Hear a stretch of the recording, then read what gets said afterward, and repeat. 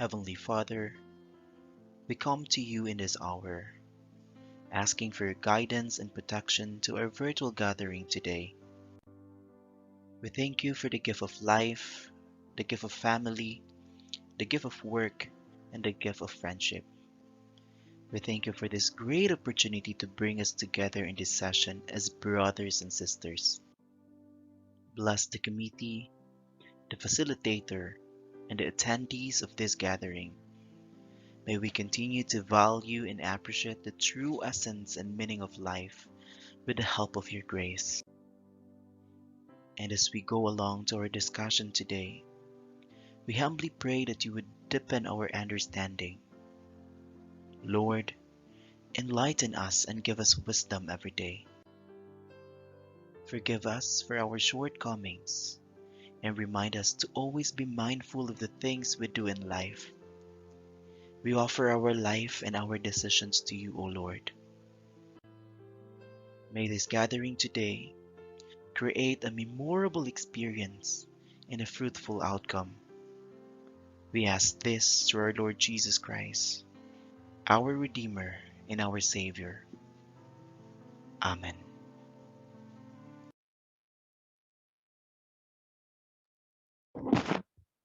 Um, Hello everyone, good day.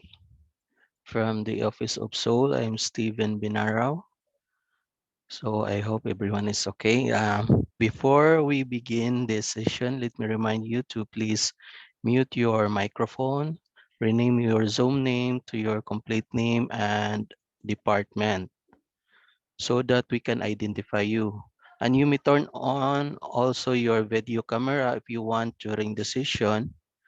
And later, there will be an open forum if you have any question with regards to this session, and please type it in the chat box or use the raise hand button and unmute yourself.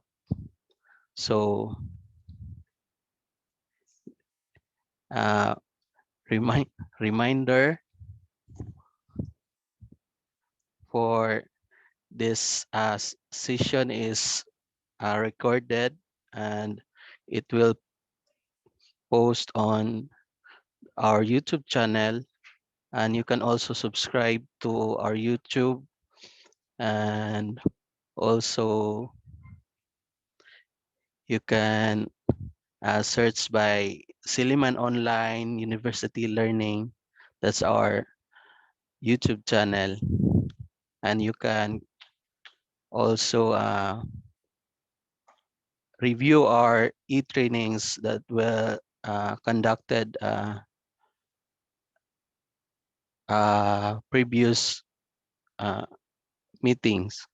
So help me welcome our trainer for this morning, Mrs. Aurelisa Maipa from the Office of Soul, also a faculty member of Siliman University. So let's give her our virtual applause. Ma'am Liz, the floor is yours. Thank you, Steve. So, good morning, everyone. Once again, I am Oria Lisa Maipa, and I will be training you for the first session of this morning. So, today I will teach you how to use lesson. Let me share my screen first.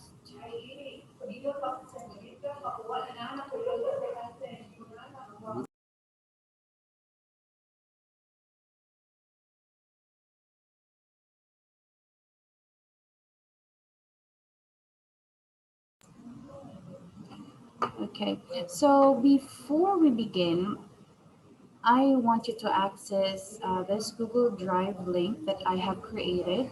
So, in case you don't have any lesson that you have readily prepared, I want you to use this lesson that I have for today's training or this topic that I have. So, Sir Steve will post to you a link of my Google Drive.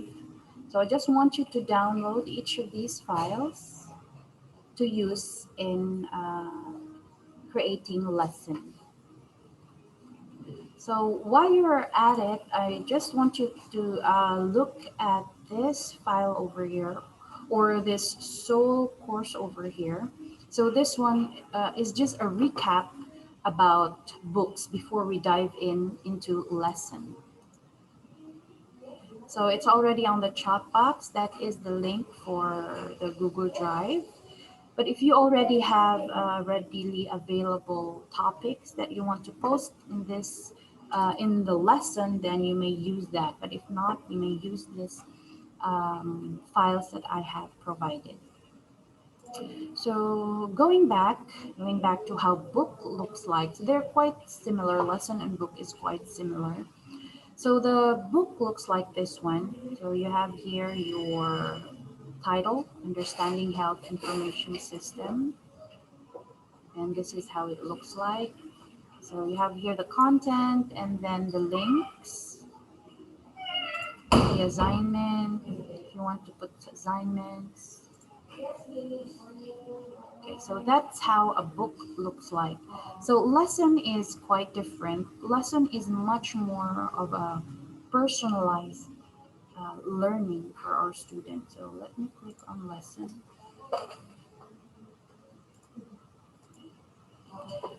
So let me just read this. A teacher can use the lesson to create a linear set of content pages or instructional activities that offer a variety of paths or options for the learner. So if our learner is more of a visual learner, so they can click on read a lesson.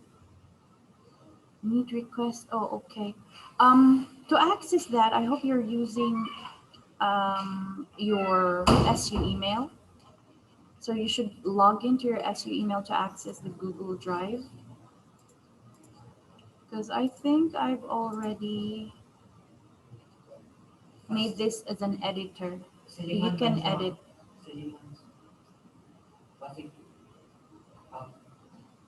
Hello, ma'am. Is it on graphic Yes. design? Oh, ba Yes, ni siya? ma'am. Yeah, okay. Yes, ma'am. I got it. Thank you. Okay. So, naay wala pa yung SU email ani. Okay, sige. I'll change na lang ha. Anyone with the link na lang. So I'll post in the chat box another link. This is for those who does not have their Silliman account yet, their SU email.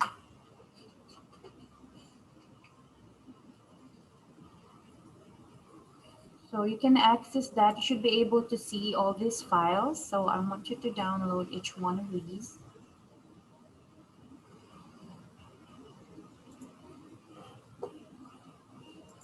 Okay. Now, where were we? Okay, so we have visual learners, audio learners, auditory learners, and other types of learners. So lessons is very helpful for those kind of students. So they can choose whether if they just want to listen to an audio, uh, if they want to read, or whether they just want to watch a video presentation. So you can do that with lesson. You can also add um, questions uh, such as multiple choice, um, matching type short answers. So depending on the student's choice of answer and how the teacher develops the lesson, students may progress to the next page, be taken back to the previous page, or redirected down a different path entirely.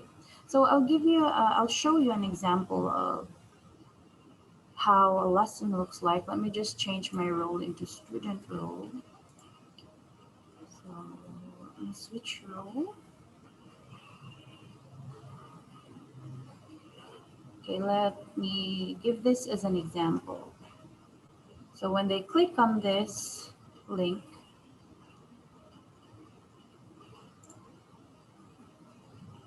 okay, something like this. So you have here your introduction on what the topic is about, and then they can click whether they want to download a PDF file about introduction to graphic design, or if they just want to watch a video. So let's say if they want to download, they can just click on this and then click here to download. Okay, something like that. And then if I go back, if they just click on watch video, if this is the path they want to take, then here's the video they can watch about graphic design. Okay, and then the test me is you can test your students about what they have read. So it has something like this.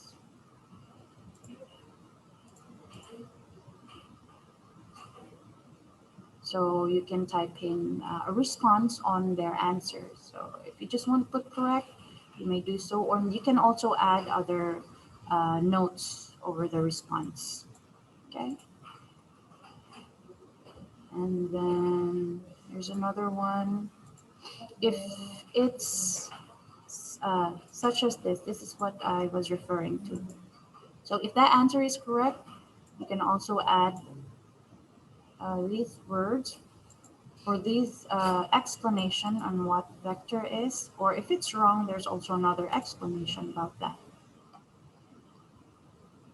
And here's another topic about graphic design. This time it's about elements of graphic design. Then how would you like to learn about each element? They can either read about it, so it's the same.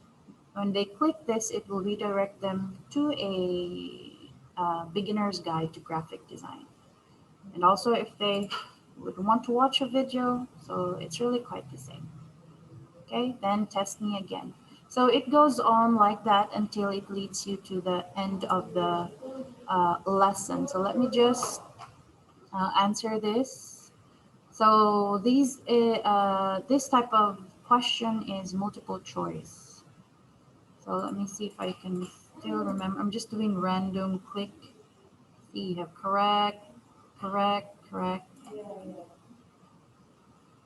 So they can also give, you can also give out the score. So 3 out of 3. They can view grades. So this is the end of the lesson, their lesson. There you go. So now we can create. Let's create. Let me go back to my teacher role. So let's now create a lesson. So to do that, I hope you're already inside your virtual classroom. Okay, just choose any links over here. You may, since you already know how to add a, what do you call this, section. Yes, since you already know how to add a section, then let's do that then. Let's recap. So you have to click here, create a new section, type in your title.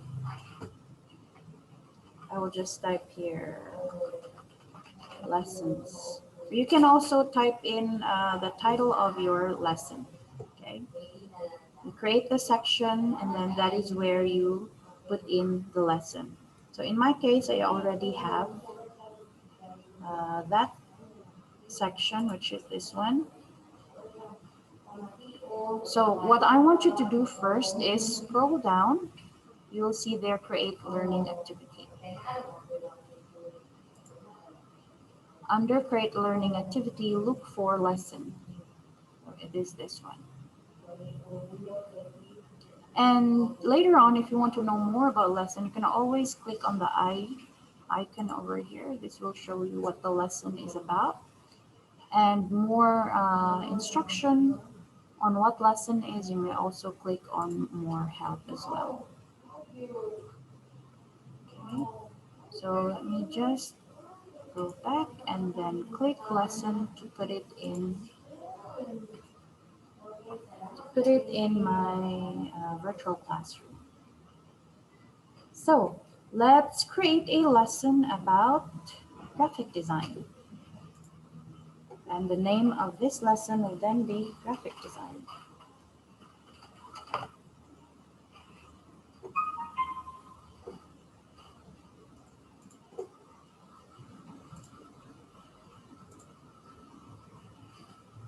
Since I just want to follow this one here, that's why I opened a new tab. You don't have to do that, okay? So over here, let's place the cover, this one, okay? You download this one, then this is what we have to put in here as a cover. Okay, let me see where I placed that.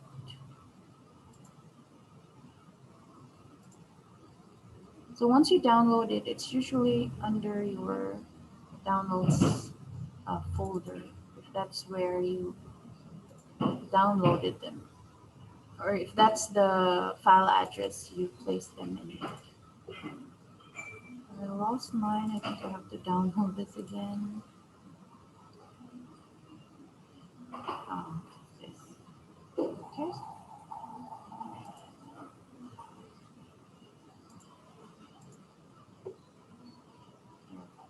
Okay.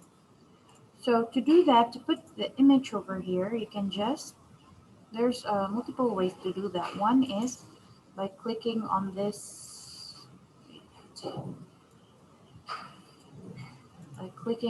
icon. This is insert or edit image. Click on that one, browse. So under upload a file, click on choose file.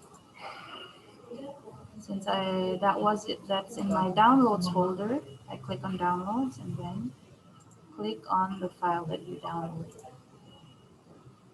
Then upload this file. Always make sure to click this image is decorative only. You cannot save the image unless you click on this image is decorative only. Click on that. There you go. Okay, let me do that again. So again, that should be insert or edit image. And then browse. Under upload a file, click on choose file. And then look for the file. Click on that. Click open. Upload this file. I'll just click on overwrite this image and save. There you go. Okay. You can also just copy and paste if you search for an image in Google. You can just right click, copy, and paste it over here. Okay, Control C, Control V. You can also do that one. Now, since you want to show this image, just like this one, we want to show it like that. You should always click on Display Description on Course page. Okay, and always make sure that this page is visible. So the visibility should be shown on course page, unless you want to hide it from your students. So hide it from students, meaning you're not going to use it yet. You just want to make this lesson in advance. Okay. So let's just click on show on course page, and let's just leave the rest what it is.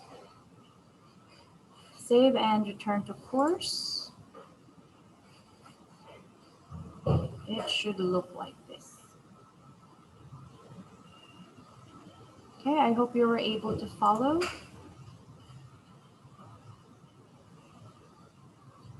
Do send me a message in the chat box if you're not able to follow. Okay.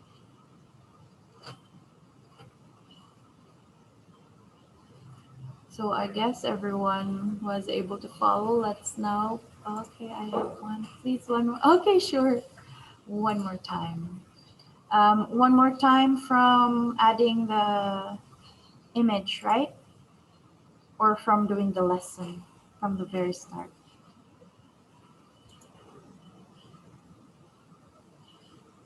Anyways, doing the lessons, keep adding. Okay, yes. Okay, that's very easy. By adding the lesson, again, you have to scroll down at the bottom. At the very bottom, create learning activity. Okay, at the very bottom, you'll be able to see create learning activity. There you go. And then look for lesson. This one. I think it's also under activities. Yes.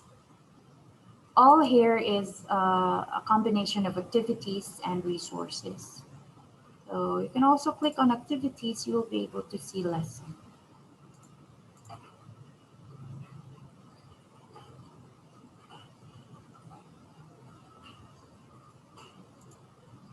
There you go. So click lesson, lesson, and then the name of the lesson or the topic. So again, graphic design in my case. And then this is where you add the description or just an image, just like this one. Once you're done, to make sure to click on display description on course page. Then click save and return to course. You'll be able to see something like this. So this is the new one I've created. This one was a training I did a while back. So this one is the new one that we have created. I hope you were able to get it. Shall we proceed?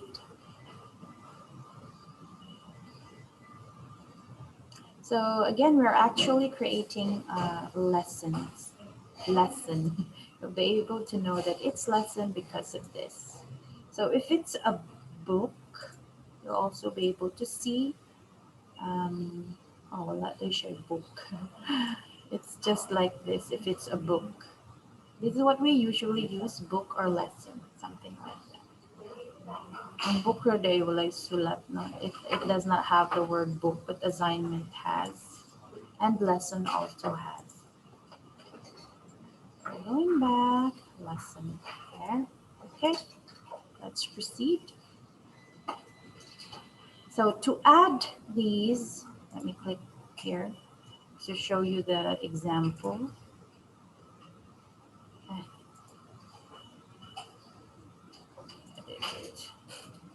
Okay. To add things like this, the one I showed you a while ago. Let's go back here. Okay, so what you have to do first is click on this one. This is what you're going to click to add the subtopics of this lesson, or the topics under this lesson. Okay, but if you want to edit like the cover page or a description of this graphic design, this is what you have to click. Okay, if you want to edit the name of the topic or the lesson, and if you want to change this, you have to click on the pencil icon, this one over here. But if you want to put contents in your graphic design, you have to click this one on top. So let's click on that one, graphic design. Now we want to add a page, a content page. So you have to put in mind that in creating lessons, you should already have plotted the contents of your lesson. So in topic one, these are your contents and what activities you would want to have in that particular topic. You can either have assignments or quiz. Okay, so you should already have that plotted before creating lesson and activities such as lesson. So going back, let's click on add a content page. Let's click on that. Then page title. Let me go back.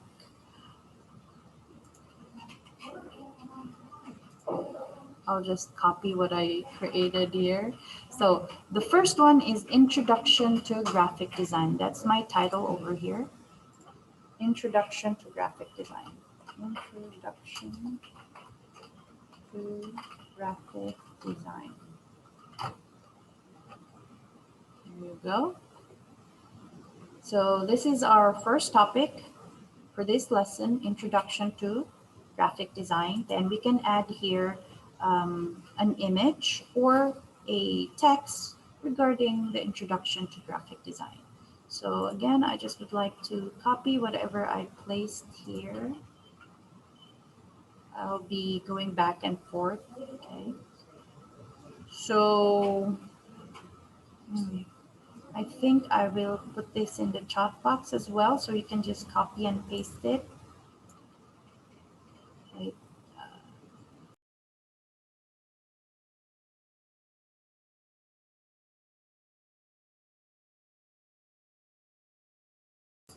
Oh, I'll put this in the um, Google Drive na lang, because if I put it in the chat box, you will not be able to. Okay, I'll put it here. Introduction. Intro to graphic design. You can use my introduction over here. Just copy and paste that. There. So copy this, and this is what you are going to paste over here. There you go. And then we can just add like something like this, a line, so that we can put in below is an introductory file to graphic design. How would you like to proceed? So either they can just download PDF or watch a video, or even just listen to an audio file. It's up to you. So let's add the horizontal rule. Click on this one. It's optional though, if you don't want to use that, so you don't have to click on that one. And then let's say, how would you like to proceed? How would you like to proceed? Proceed. There we go. We can italize this.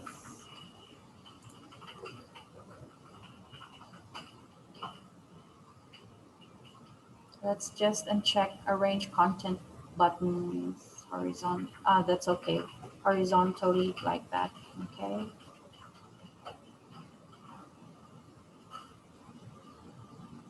So first description here, let's say download PDF. I think that's what I placed. Download PDF file. So let's type here, download PDF file.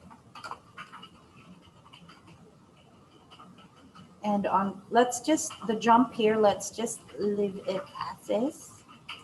Go to content 2, and then this one is where you put watch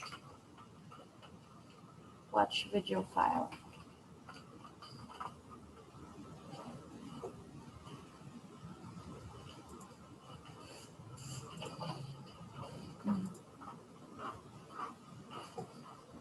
Okay, I hope you're able to follow.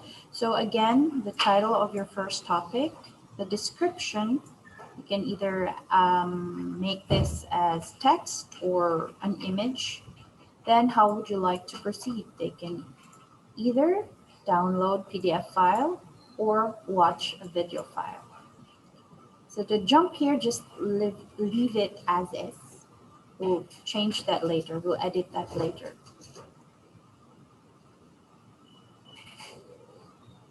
So again, if you want to add other elements here, such as audio, like listen to audio, you can always add content 3, listen to audio. It's really up to you. So in my case, I just want them to either download or watch a video file. So let's go to save page.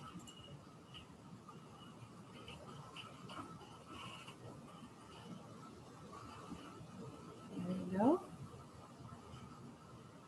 So this is how it should look like at first.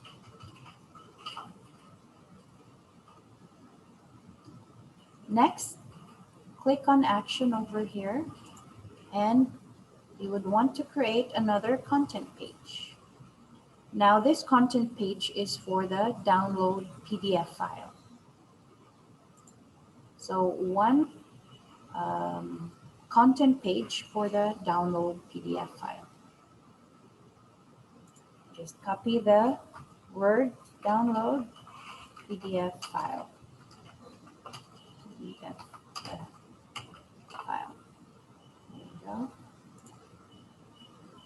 And then we would want to put a link here for them to download that PDF file, such as like this. I'll show it to you here. So this is a clickable link. When they click it, it will redirect them to the PDF file. So since we already have the PDF file, this one, I hope you have downloaded this. If not, please do so. Then let's just type here, download. I'll click here. Click here to download, like that. You can either have a text or an image file. So an image, they can just click on that image and then you'll have automatic download of the PDF file. Let me see if I have an image, a download image.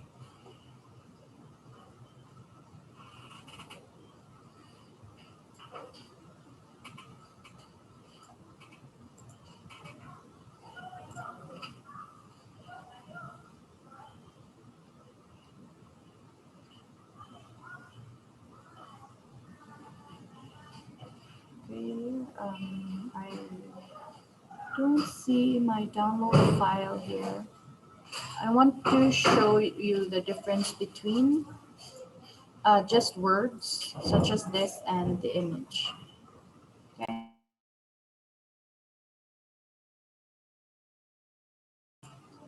Okay, so once you already have your clickable words here, clickable link, so we can just highlight that, highlight, and click on this one, link. Then you browse where the file is. I think mine is this one, Introduction to Graphic Design. Then open, upload this file, and then now that will be red. That means it's now clickable. Okay, but if you want to use an image to be clickable, then we can just add an image.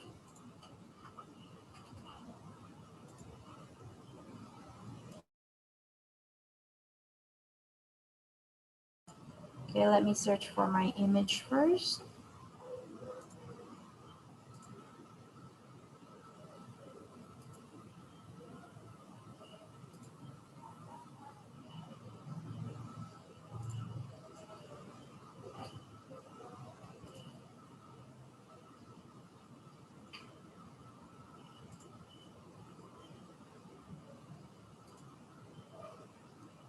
So I also have an image here. Let's say,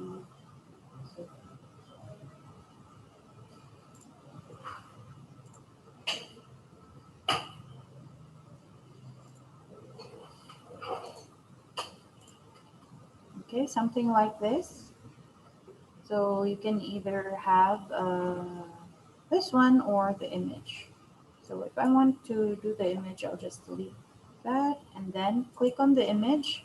The same thing, link. And I always want to, whenever they click on a link, I always want it to be open in a new window.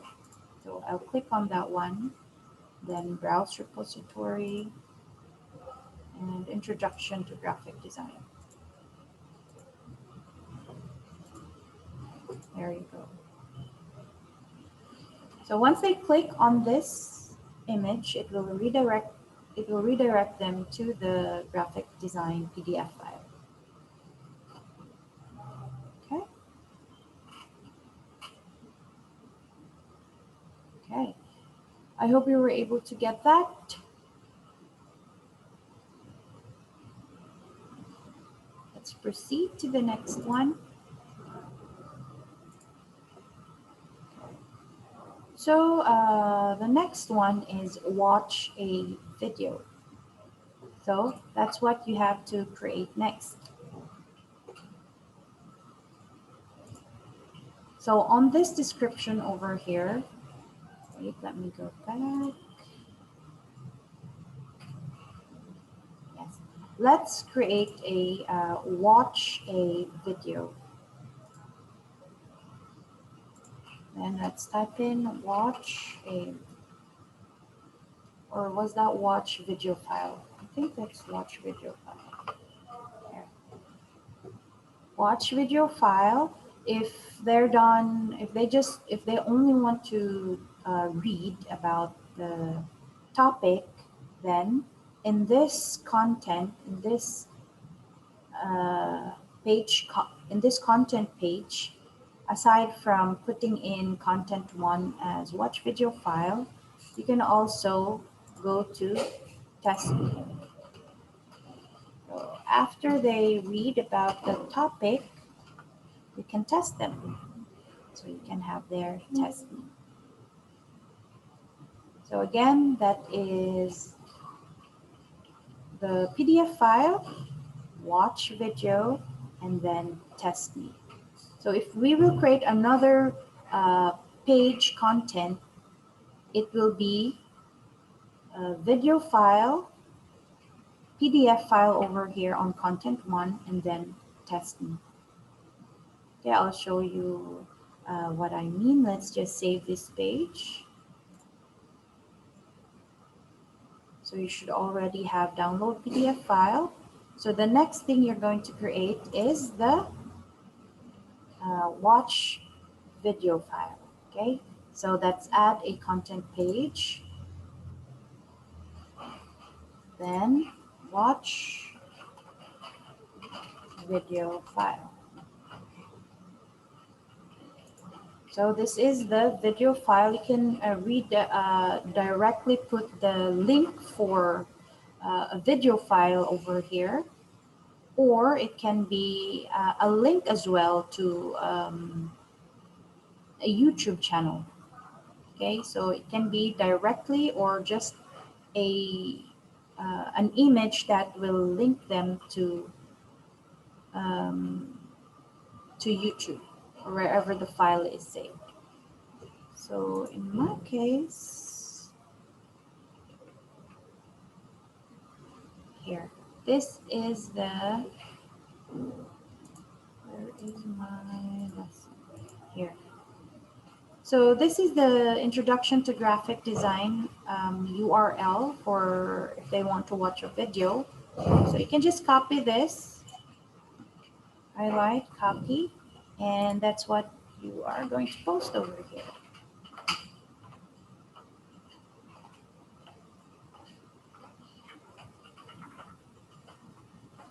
Okay, so I'll show you how that looks like, how that would look like.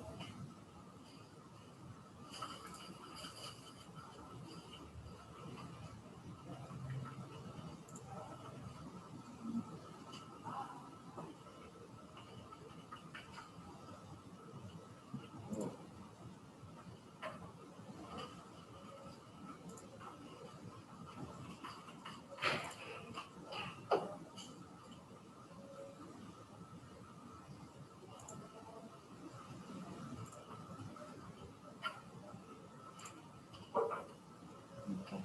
So again, this is how it would look like. So if they want to watch a video file, they can easily click on watch video and then click on this one, the play button, to watch the video file. Okay, so you can add, let's add a text, something like this. Let me just copy and paste that over here. Yeah, there. So you can just copy this one. It's like an introduction to what they are going to watch. So I'll just paste that over here. There we go.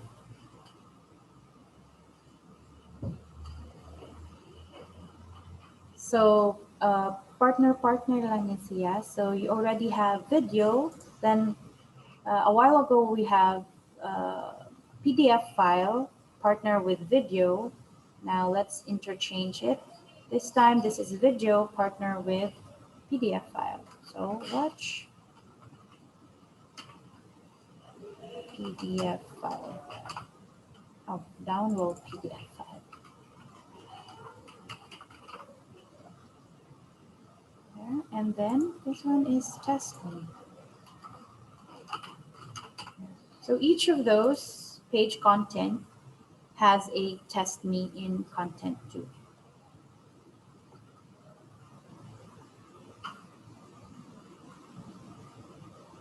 Okay. So I hope you're not confused, because it would actually look like this one. Let me go back. There.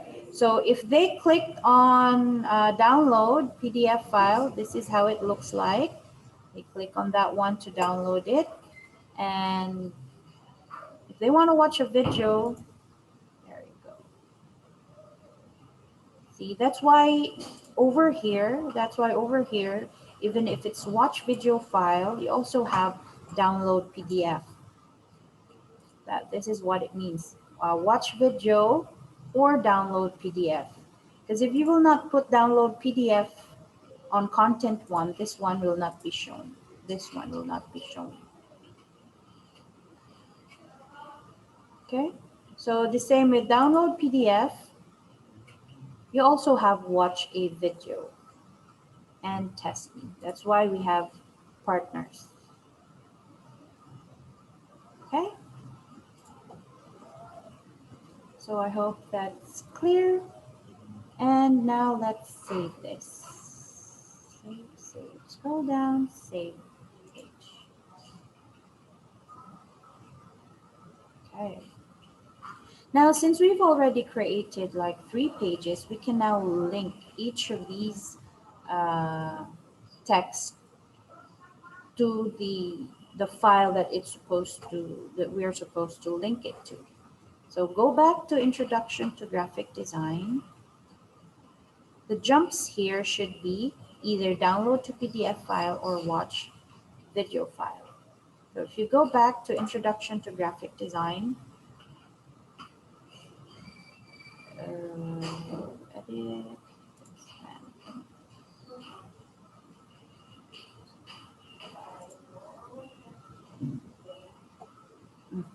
sorry, this is what you should click. If ever it led you to that, just click on collapse. And then to edit this link, we should click on the gear icon. Okay, click on gear icon and then scroll down. So this one, download PDF file, jump to, it should be download PDF file. Okay, it should be the same. We also had content to watch video file, jump to watch video file, then save. So you'll be able to see here the jumps. So for Introduction to Graphic Design, they can either jump to download PDF file or watch a video file. Okay. So do the same with download PDF file.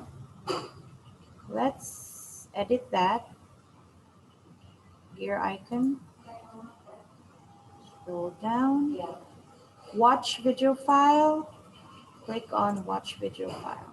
Since we did not create a test me page yet, when you click on jump, you will not be able to see a test me page over here. So let's leave that as is. So save page. So let's do the same with watch video file. Edit that one. And for download PDF file, that should jump to download PDF file. So test me is as is, because we still have to create the test me page. Okay, so as you can see here, it's still next page, because we did not create the test me page yet. So that's why over here, let's click on add a question page. So this is our test me page. So now it's not add a content page, because we want to test the knowledge of our students. So now we click on Add a Question page. Okay.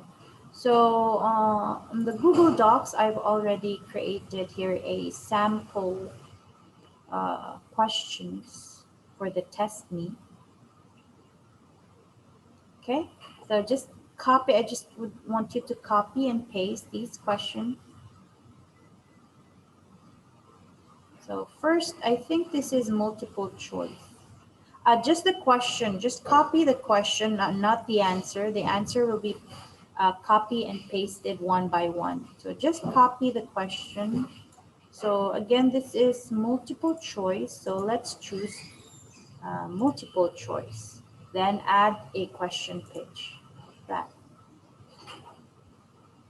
Okay. So this page title, I'll put here, instead of test me, I'll put here question one. So this is my question one.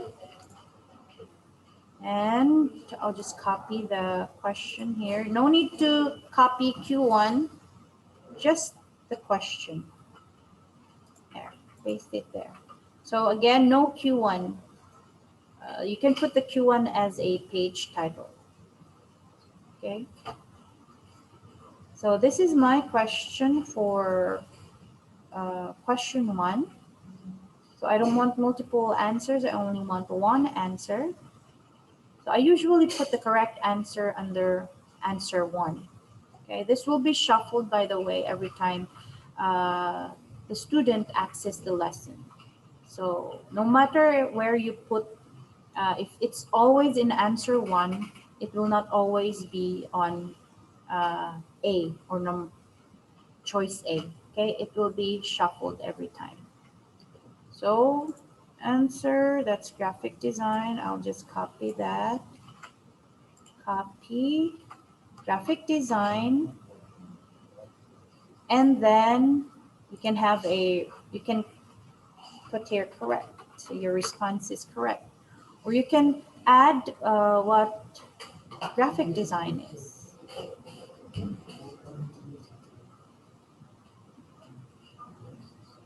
Oh, in my case here, I only place, if it's incorrect, that's when I place what the correct answer is.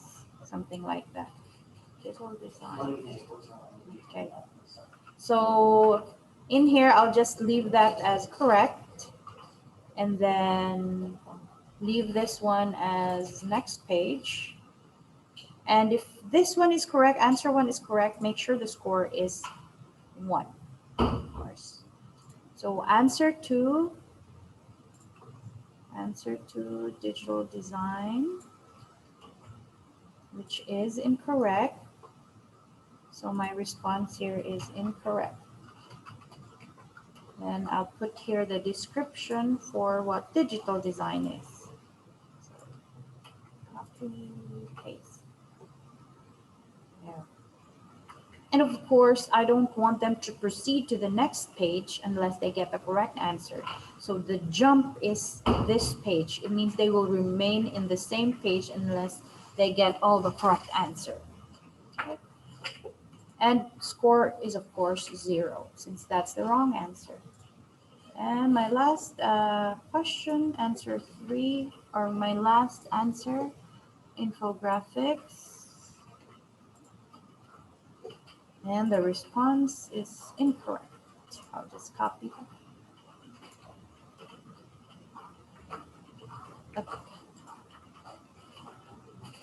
Okay. And then again, jump this page still, score is 0. So the only difference is if it's correct, they can jump to the next page. My next page would be question 2. So whenever they get the correct answer for question 1, they may now proceed to the next question.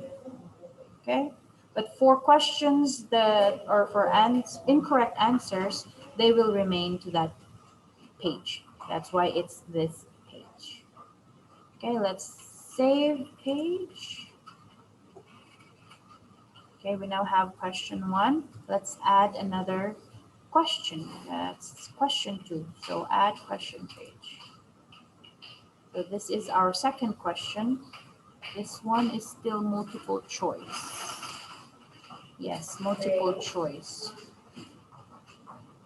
So multiple choice, add a question page. Okay. I'll add question 2. The page title, you can have this any title you want, but in my case, I'll just choose question 2 so I can easily remember it. Okay, so this one, type in your question. So in my case, this one, copy, paste. And correct answer would be vector. So vector, I'll put it here. And then the response, if it's correct. There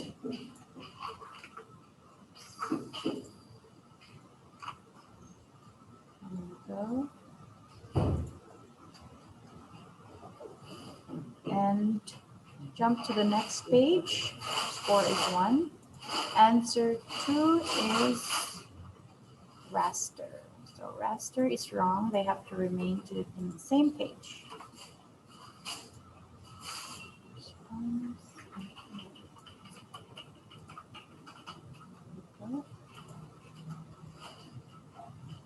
So jump is this page. They should remain on that page. And then score is 0.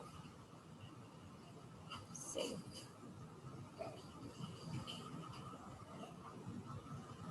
Okay. Okay. So now we already have our first topic for graphic design, and we also have 2 questions. You can add more questions to this one later on. So now we can edit the jump. Okay, this one, since this is still next page, we have to edit that. So go back to download PDF file, click on the gear icon to edit.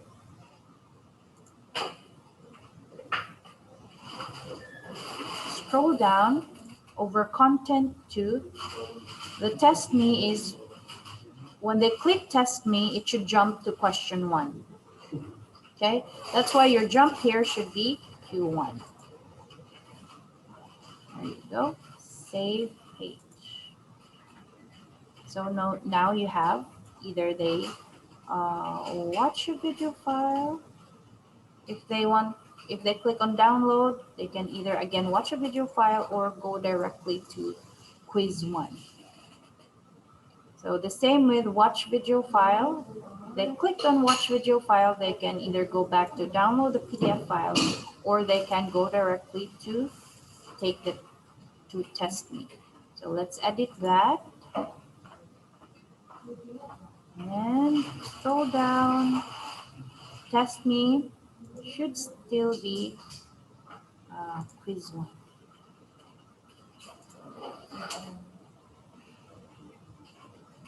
So both of them should be quiz 1, okay? So again, after they download PDF file, they can go directly to the quiz, or after they watch a video file, they can go directly to the quiz.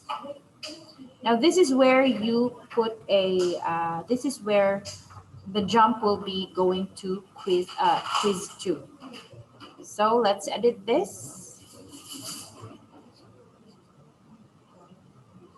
So if it's correct, then let's go to quiz 2, just to be specific, okay? So if that's correct, they should proceed to question number 2. And the rest, you can retain this page. So they will remain in that page every time their answer is wrong. Okay. Then save page. So every time you want to add a new topic, So in my case over here, elements of graphic design, this is another topic. So all you need to do then is just click on add a content page. So balik-balik lang dito siya. Add content page, and if you want to add a question, then add a question page. And to end it, let's see, and assuming question 2 is where your lesson ends. So the correct answer here, where is that? You can just make this end of lesson. So assuming you only have one topic for this lesson. So after question 2, since that's the last question, then instead of next page, you click on end of lesson. So that's the end of the lesson for them. Okay?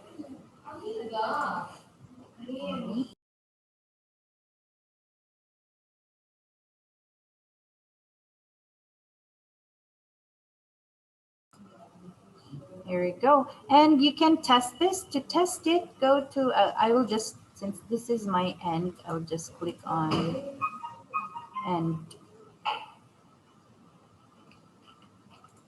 End of lesson. Here, save. And then preview. That's how it looks like.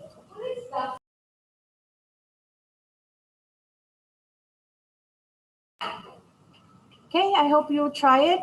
Preview. So this is a teacher's view. When you preview it, if you want the student's view, always go to the gear icon. Naka-preview day.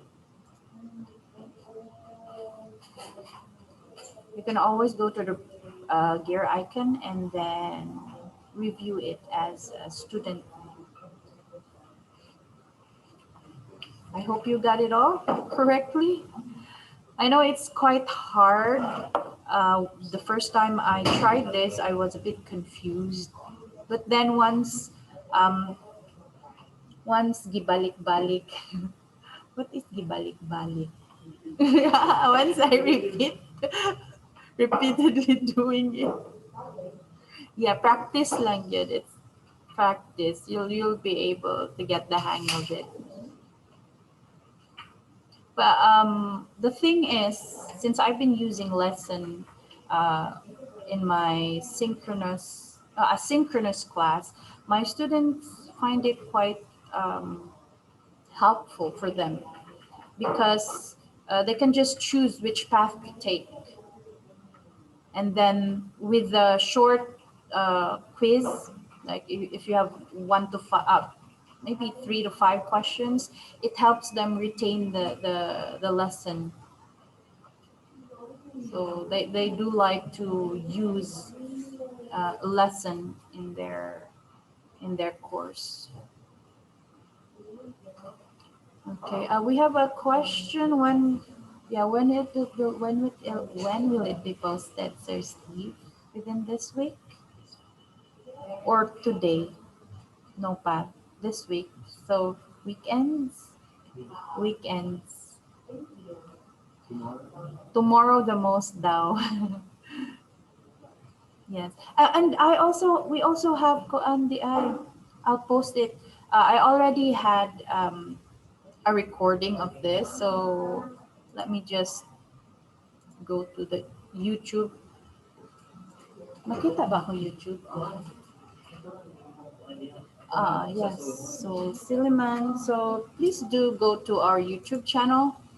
Subscribe. You can see a lot of trainings there regarding soul. So we also have a manual for this one. So asa ba tong lesson? Here. So this is all about lesson. I'll just copy video. I'll post it.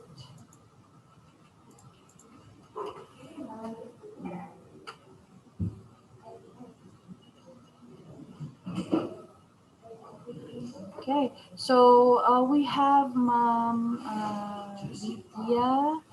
Sige, Ma'am.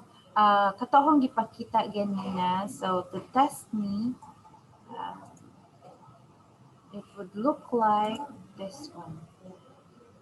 There. So they click on that. There.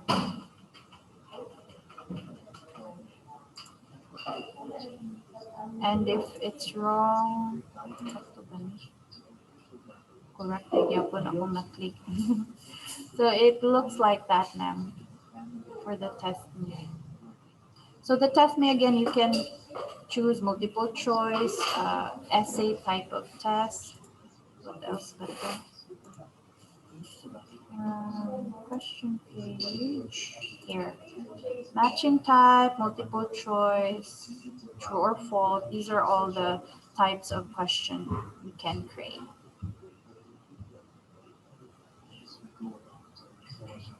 Okay.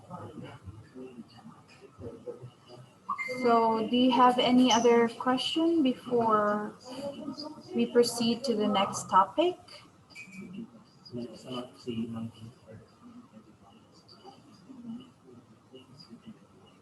Na pa ba?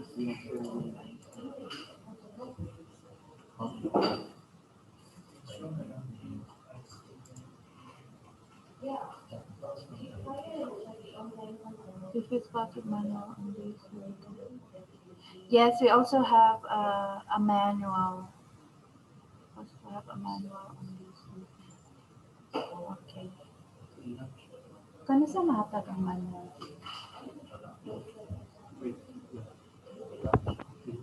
Hello, good day. I-launch pa. Sige, yes, Bradley. For the manual, you can see that a partial regarding the manual, you can see that in mySOUL training course for teachers. That's another virtual classroom. I think you can click 2021, ma'am. Ah, you can scroll up. Uh, Asa? 2021 21. tab. Yes, This that's one it. over here. mySOUL training So it's course still for a soft teachers. copy. So once you have your official email, I will enroll you to that official virtual classroom.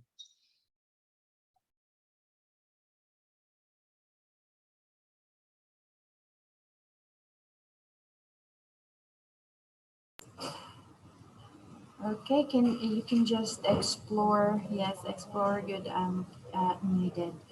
So let's now move on to the next topic. Thank you everyone for joining me this morning. I'll see you when I see you.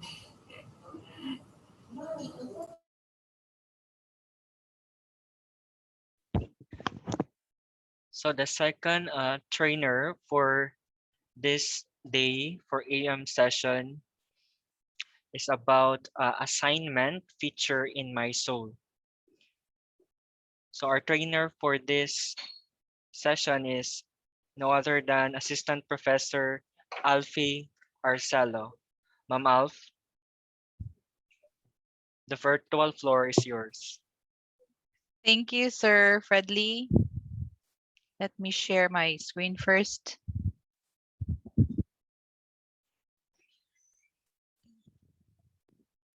Good morning, everyone.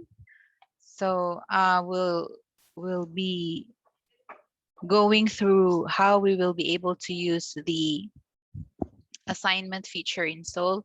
I guess everyone is already enrolled in this virtual classroom. I've also placed it as a topic. So assignment here is something like it's not just used for homework or what we usually do when we do face to face, that is assignment, no. It could also be synchronous graded activities if you have like you are doing it live and then the student needs to have an output or submit an output, then you could actually make use of this feature. Another one is for projects, and then if it's not really for ODL, it's really an output because most of the performance tasks are done using a video, no? So there are two types of submissions for the assignment. So we have file submission. File submission would be most of the times in the form of a Microsoft Word file or a doc file or a PDF file. Um, Most of the others have to be placed in Google Drive, and your students will have to place the link um, for that one, because we have to realize that we're only given 5 MB per submission. That also holds true for our students. Our students will only have 5 MB per submission. So let's start with, by the way, we have assignments without rubric. So these are like maybe formative activities where you need to grade them, but not really record. Or it could actually also be part um, of a recorded activity. So later on, we will see how we could do with that one. And then later on, we will try to make an assignment with rubric, still within Soul. Okay, so let's first make an assignment with file submission. So we click on create learning activity. This time we click on activities, and it is actually the first icon here. We click on assignment. Okay, and then I will just um, have my, that's the like the title of my assignment. And then I will also place my, okay, so the description portion of your assignment is where you place your instructions for that particular activity. So I place it here. Okay, so it's actually just a reflection with guide questions for me. Okay,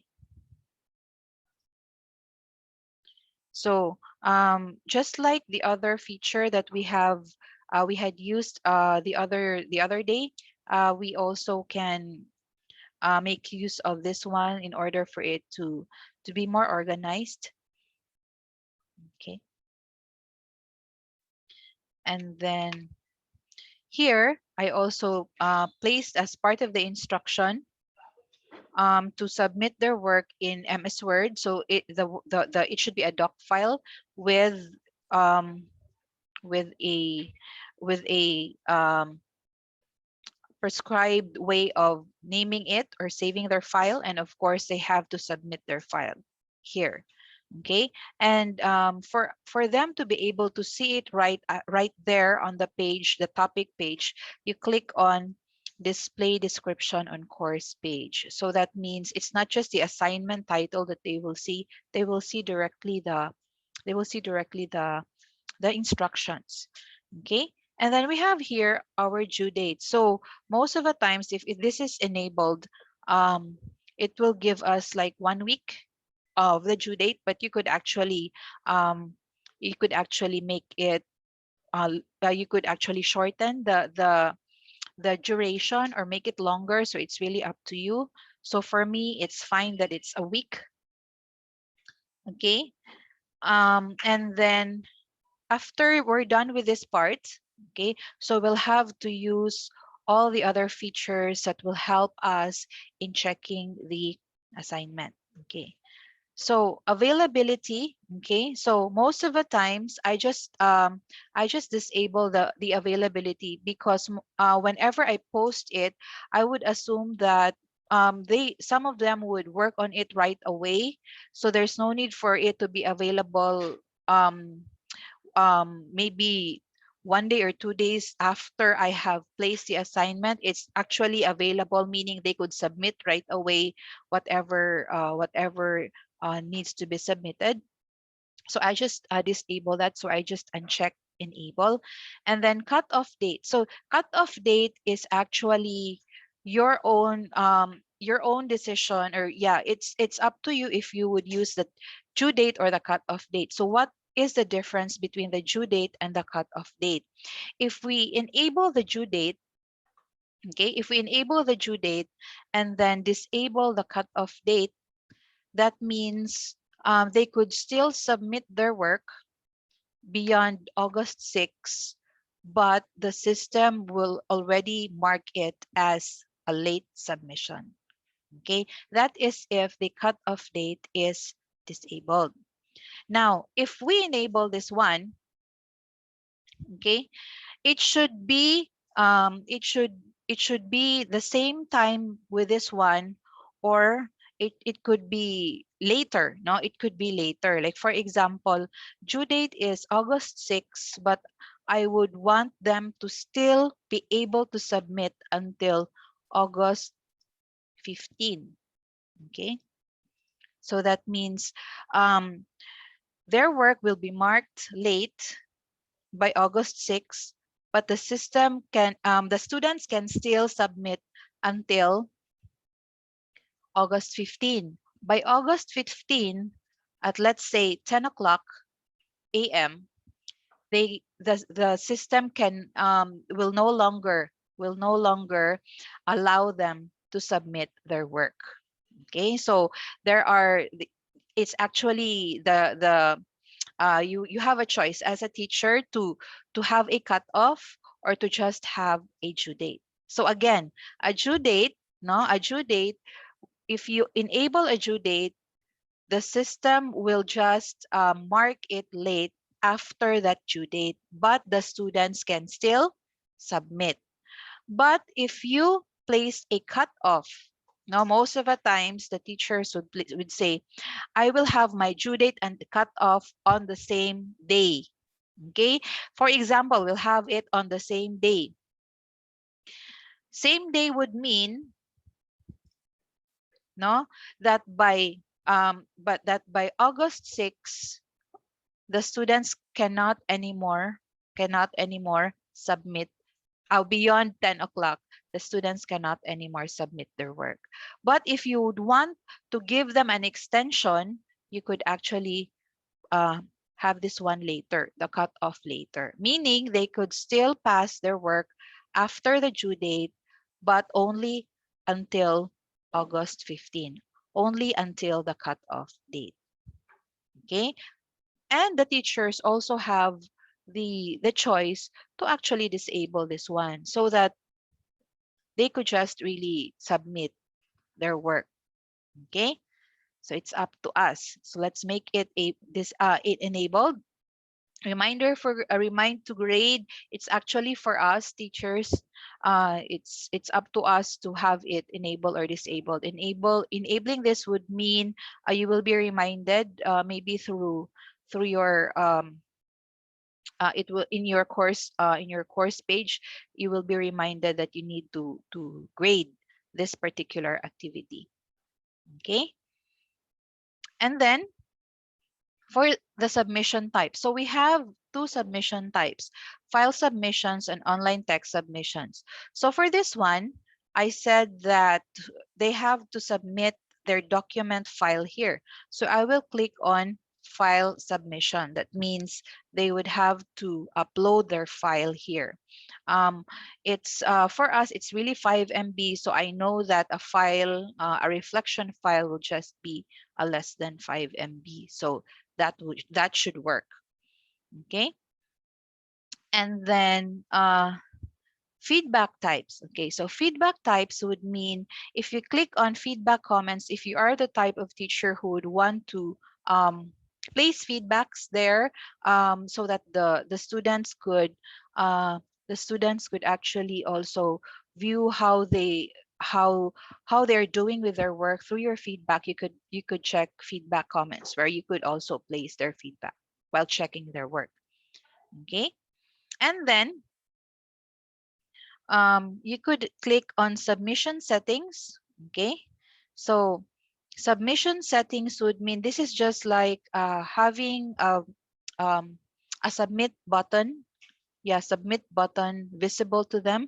So you most of the times I place this so that there is like really that part where they could feel that they have submitted, because if we place no there when they upload it, so they would ask, was that already submitted? So usually I just click on yes there so that they could see the button where they could really submit. Okay. So most of the times, attempts reopened if um, I just usually do it manually if they have made the wrong submission. Okay, and then um, most of the times if it's group submissions, um,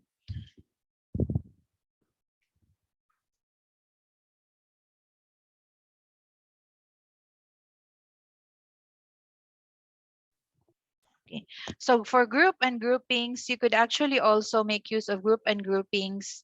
Like for example, it's group work or collaborative work. And then you click on group submissions here.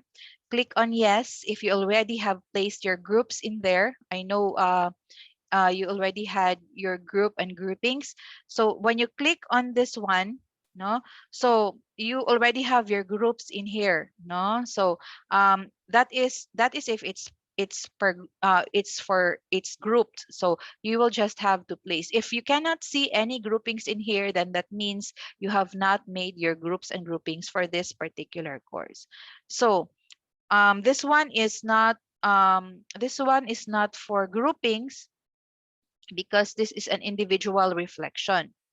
Okay, and then we have actually a plug scan. It's also integrated in here so that it's like an anti-plagiarism plug-in for us.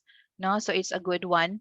Most of the times, especially for research or reports or mostly reflection, because we I have had experiences of students even with reflections wherein they are just copy pasting it also. So I do use plug scan.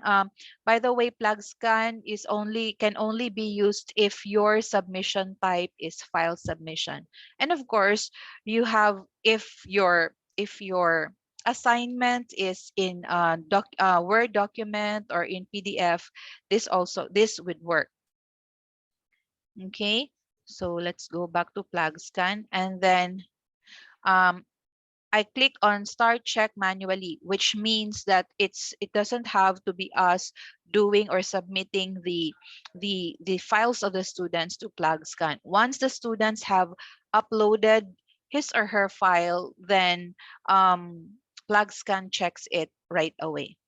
Start check immediately. Sorry, so start check immediately for plug scan.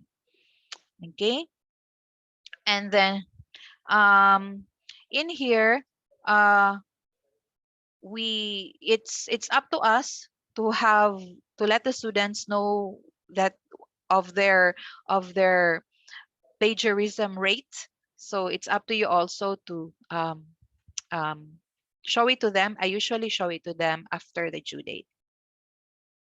Okay, and then grade, of course, grade. For grade, then you have like it's 20 points reflection for me. And then it's just simple direct grading, meaning I have no rubrics. I'll just read it and then maybe have like 5 points per question or guide question in there. And it's categorized because it's recorded, so I have to place it in um, my assignments for midterm. Okay, so grade category.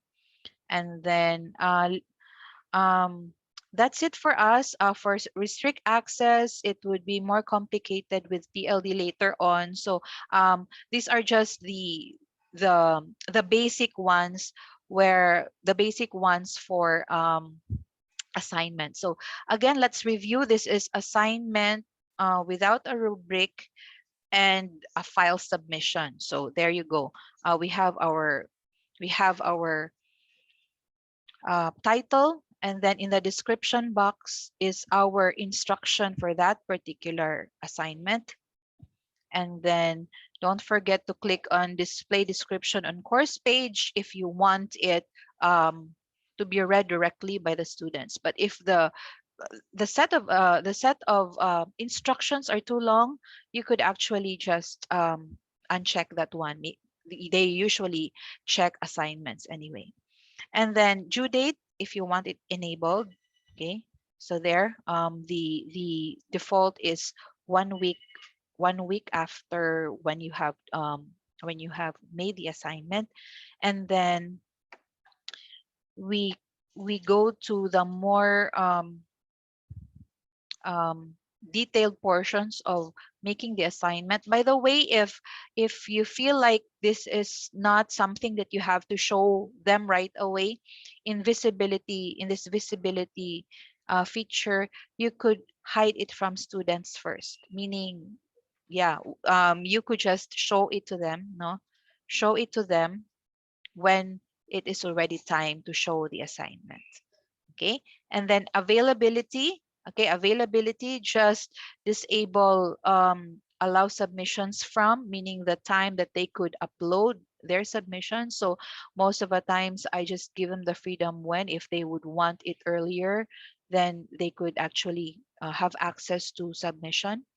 And then cutoff, it's up to us also, teachers, to use cutoff, and we should also be aware of the difference between a due date and a cutoff.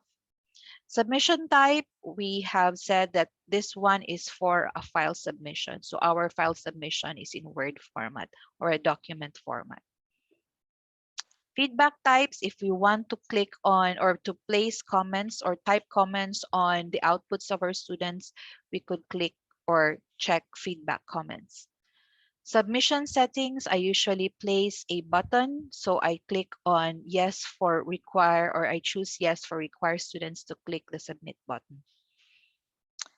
And again, if you this is a collaborative work, you could click on yes on this one. Okay, and then you have to choose a particular grouping for that particular submission. And um, okay. And for plug scan, if they are documents or text type assignments, then it's better to have it turned on, the plug scan, and then you could click on start check immediately. So once the student has submitted it, it's it it actually checks the work of the student. Grade is whatever is the maximum grade for that particular activity. This one, because we don't have a rubric, it's simple direct grading. And then grade category, we have to look into the categories where it belongs. If it's part of the assignments for midterm, then we click on that one. And that's it. We're done with the first assignment. If we're done with that one, we click on save and display.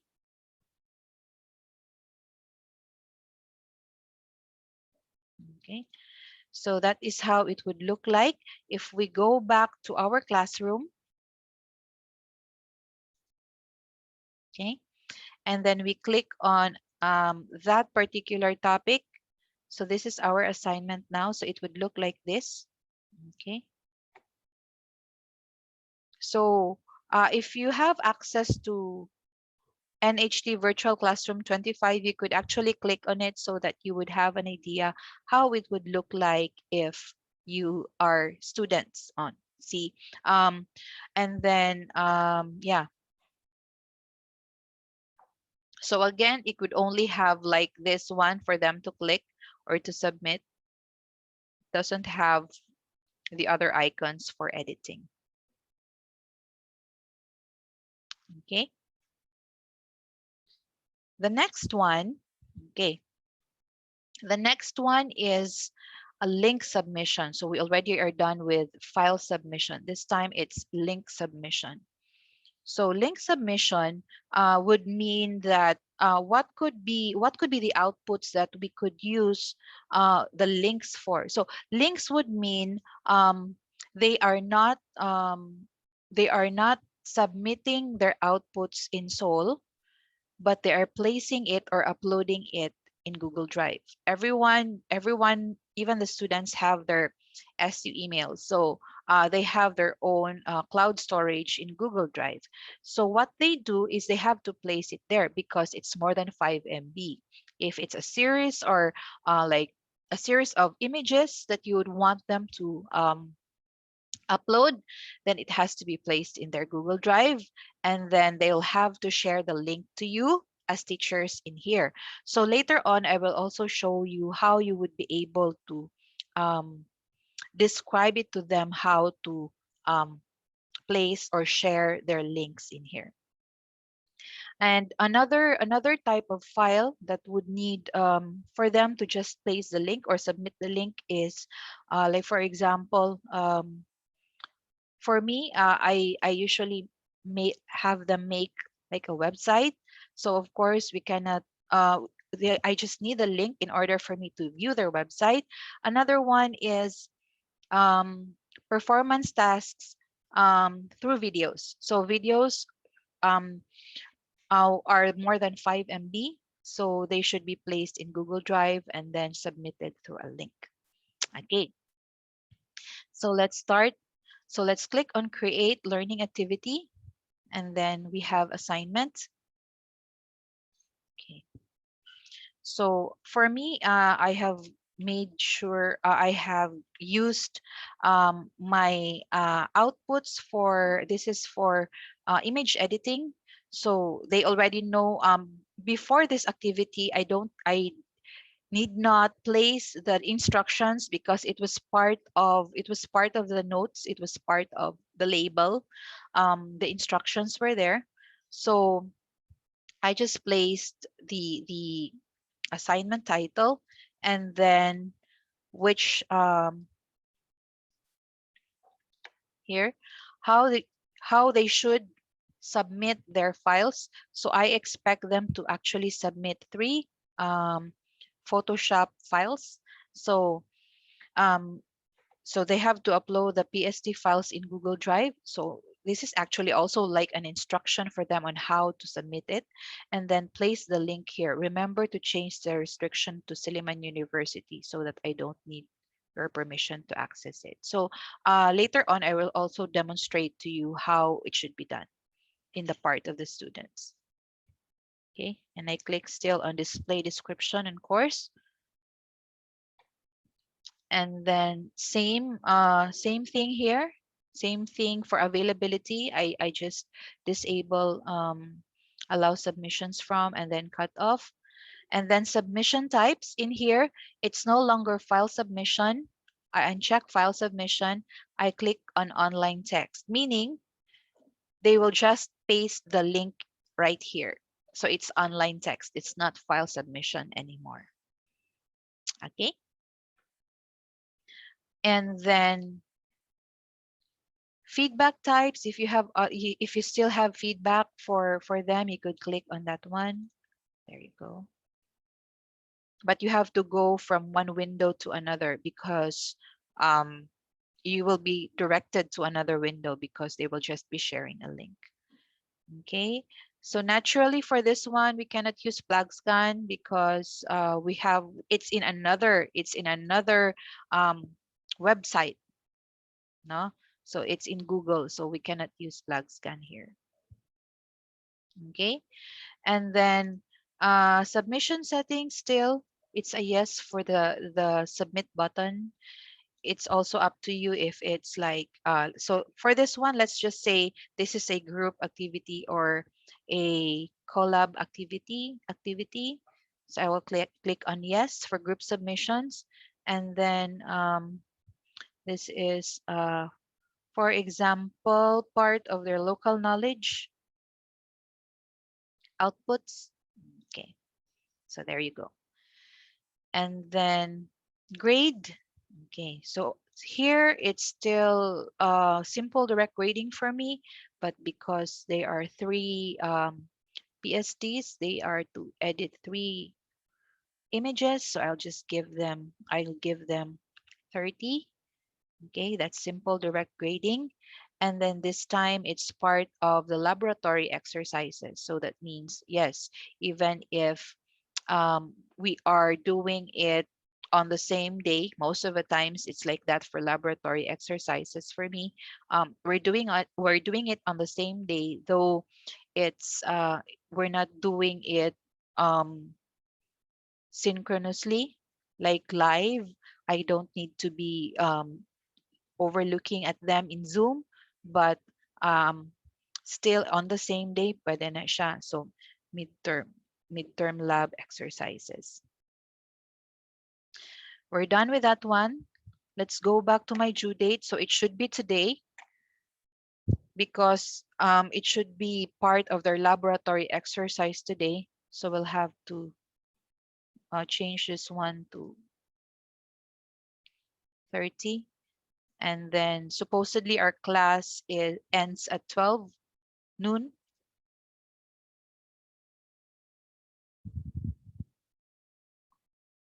Okay.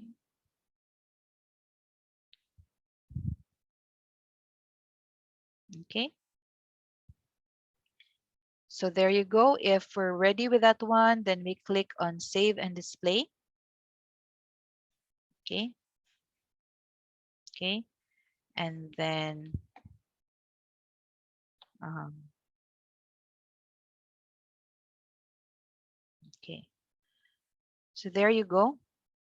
Now, let's try to see how we will be able to grade this one. Okay. So grade this one would mean, like, for example, this one, no? Assuming that there are already submissions in here, and then you already have your groupings. Usually it should actually be placed here, the groupings. Let me ask first which grouping they have already utilized.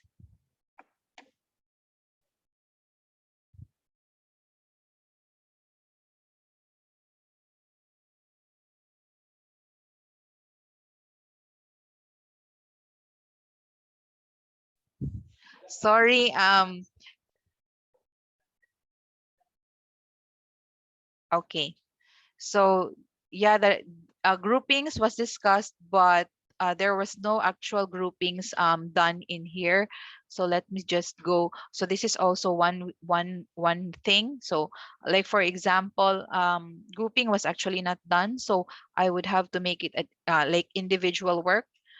So let's go back to our virtual classroom. Okay, and then the topic we had to update. For example, we need to update our instructions. We need not make another one. All we have to do is click on the edit icon, the pencil, and then we'll go back to the editing portion of the instructions and the assignment. So for me, I will just click on grade group submission settings, because this is not a group submission setting. So I will just click on no. So that means we'll just go back. This will work for as long as there are no submissions yet. Okay, we could actually edit all this when there are no submissions yet. What else? Okay, there you go. And then if I am done, then I click on save and display. Okay.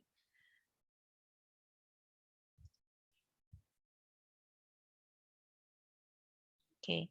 So let us try to go back um, to our first assignment. Okay.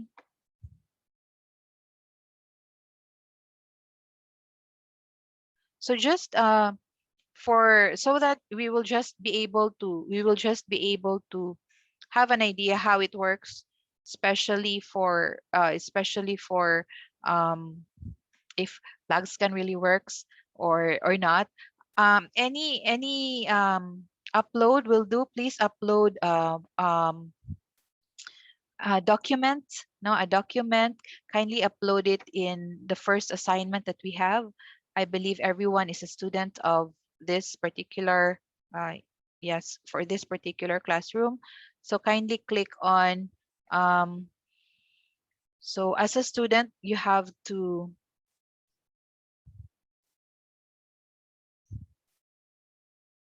okay.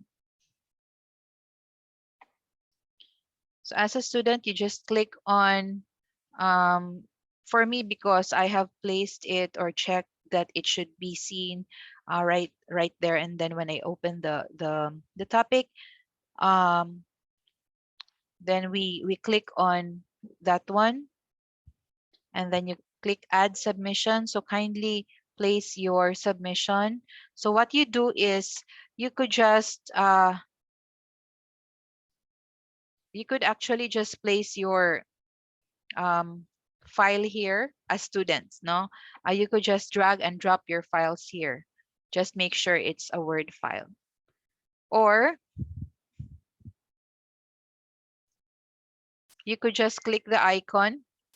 Again, click this icon and then choose file, and then choose a Word file from your computer. And then upload this file. You could do that. Okay.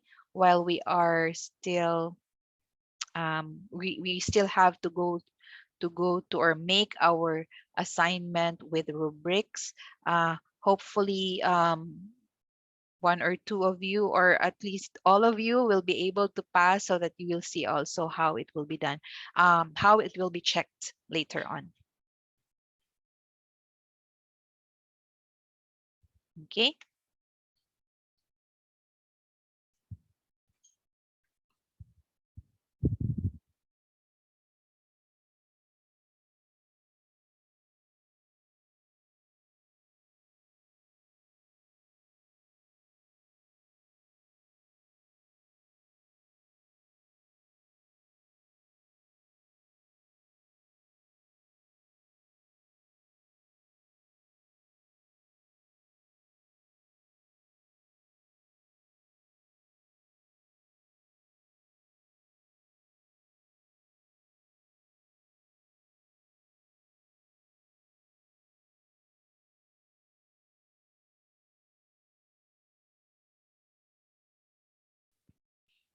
Okay, so before we proceed with making an assignment with rubrics, I will demonstrate to you how we should be able, or as students, now, how they should be able to place their or submit their links.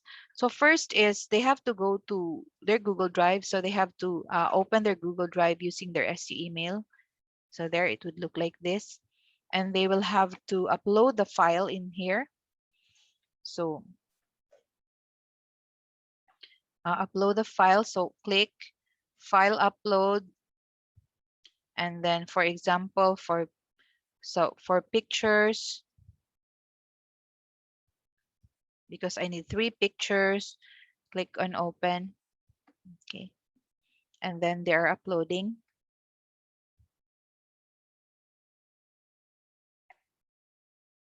Okay. I have to place it in a folder. So I click on new, and then folder, then lesson 1, and then click on create. And I have to just move my file. So just click do not release, just drag it to the folder. Drag it to the folder. Okay, there you go. In my instruction here, I said place the link here and remember to change restrictions to Silliman University so that I don't need permission to access it. So in here, they will have to share to me the folder that contains their 3 outputs. Okay, so I click on the folder just once and then right click. Okay, and then get the link. So I click on get the link. So the default here is restricted. That means no one could access it, or they need permission to access it. So in my instruction, I said have it available to Silliman University, or change restrictions to Silliman University, which means whenever I open it, I have to also open my SU email account so that I will have access to it. Okay, and then I click on link, copy link. Okay, most of the times I make myself editor also so that I could see, could download, and then again copy link. That's done. And then as a student, okay, as a student, I click on this one, add submission. In here, it's not a file anymore because it's online text. So what I do is I will just right click and then paste my link and then save changes. And then I already have, I will submit my assignment. So I could do that. So if I'm done with that, I'm a student. Okay. So I'm done with my submission. So I click on submit assignment. Okay. Then you can just click on continue. That is if you are a student. Okay. Let's try to see for assignments. For the first assignment, how would you be able to um, submit if you were a student for the first assignment? Okay. So we click on not submitted, add submission. Okay. So again, you could just add, drag, or drop. Like for example, you have your file explorer here. You could just uh, drag just what we just how it was done also in Google Drive, and then drag and drop the file here. Release the file. It will be attached, and then make sure that it's fully attached or it's fully uploaded. Click on save changes and then submit assignment. So just click on continue. Okay. So there you go. So you have already submitted your assignment. Okay. So please try to submit an assignment on our first assignment, the one the file submission assignment. So kindly, so that we would be able to see later on how we will be able to check that.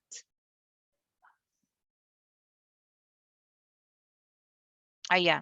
Um, for us, for you now, it's still the guest, yeah, it's still the guest email, but it's fine when it's already the one, the official SU email. Yeah, when you are already logged into Soul with your official SU email, and then logged in also um, to your Google Drive with your SU email, then that's fine. It's actually fine because when you click on that one, um, especially if you're using the link, if you click on that one and then naka-open your SU email is open, it's fine. You could you still have access to your students link. Yes, sir. Okay. Let me return to my normal role first. Any questions before we proceed with? I don't have. Okay, if I don't get. Okay, so I can be enrolled as teacher. For Sir Fredley will be having. Can you email? Okay, so there, Sir Fredley will be the one to follow up with MIS so that you would be given your SU email um, today, hopefully today. Don't worry. We will be, for those who don't have their SU emails, we will still continue giving you or making you guest this using your guest accounts until next week. So we will give you until Friday of next week to use this one. Hopefully by then you will have your SU email already. Okay. Other questions before we proceed with um, with making an assignment with Rubric?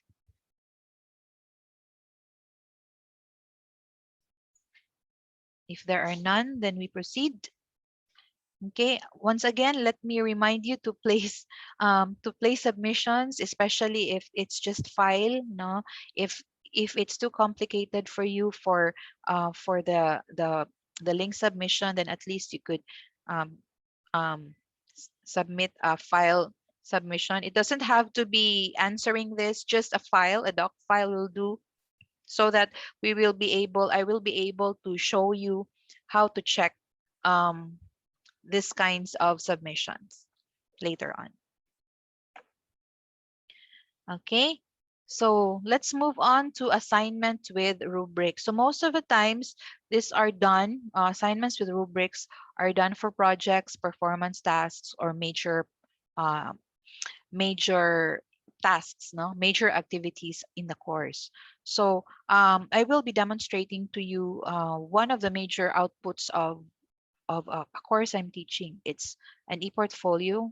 Yeah, it's an e-portfolio for students from the College of Education. So this is how it should be. So this is something that needs to have rubrics or like a criteria, so that you won't also be questioned by your students, because this is like a major project. So rubrics will be very handy for you if you will be able to incorporate it in this activity.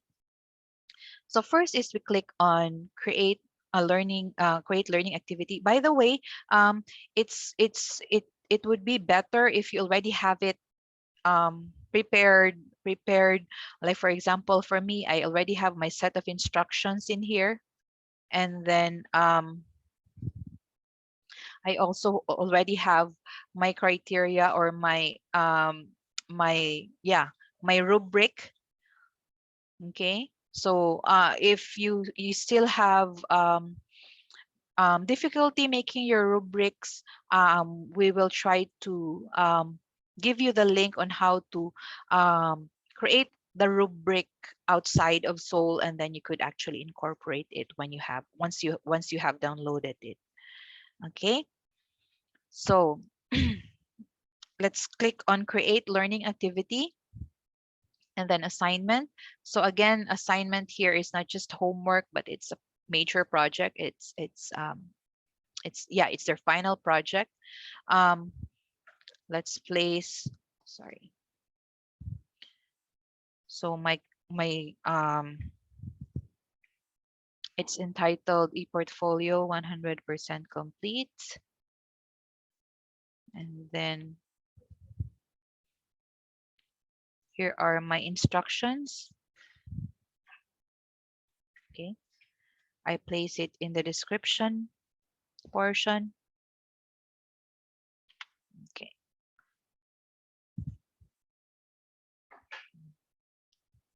I'll just have it numbered so they could just follow. There you go. So in here, I cannot place this, I cannot ask my students to also place it in Google Drive, because it's another website by itself. So I just really need the link of their website in order for me um, to grade them. Okay, and then yes, I just need the URL or the link for them. Once I'm done with that one, I place the description on the course page. This one, most of the times, is I I make the due date on the last day of classes if it's like the final project. Okay, so assuming it will be like on the 20th, so I'll place it there. Again, I will just disable allow submissions from cutoff. I could also place like another week for the cutoff, meaning they could pass even if it's late after the 27th of August. Okay.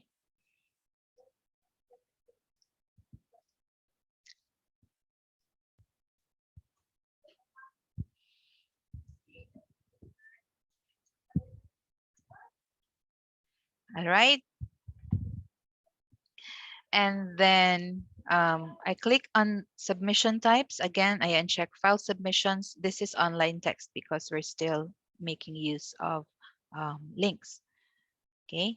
And then feedback types, usually because this is like mostly I just give comments of improve on this one, stuff like that, or it's a good great work like that.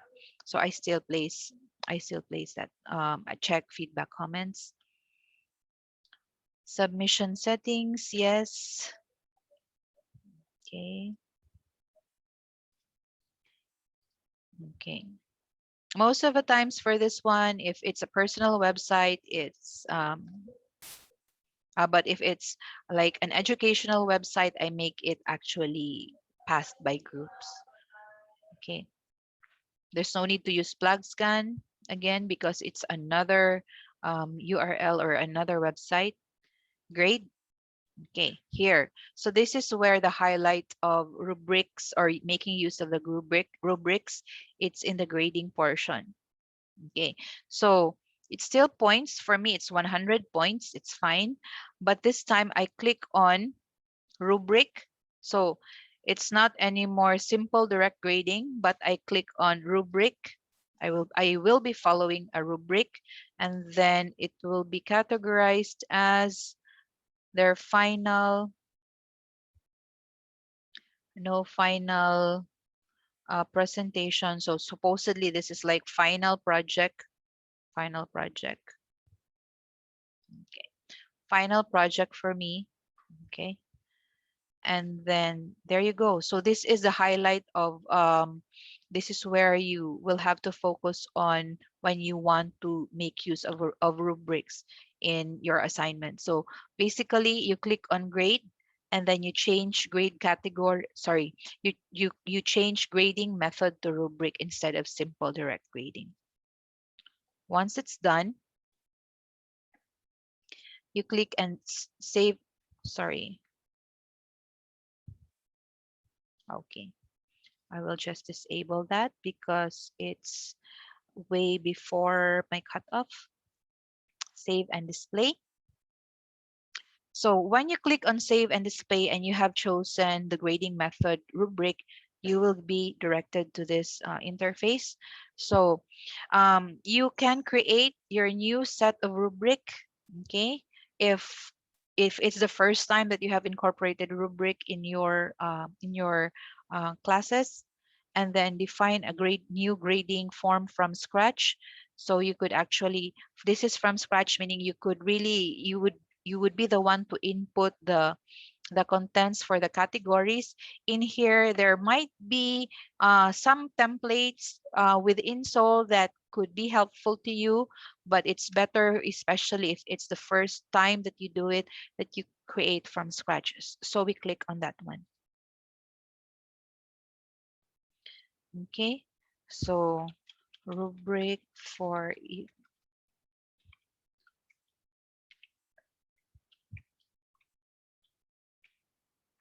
there. There's no need to place description. This is not required. Um, but the title for your rubric is required. And then here is how you would have to add levels for your grading points, and then criteria also you could actually add that. So for me, I have 0 points to 5 points. So I will add 3 more level. So let me just show to you my rubric first. Okay, so this is how it would look like. Um, can it be seen? Can kindly give me a thumbs up if you are able to see my rubric in Word.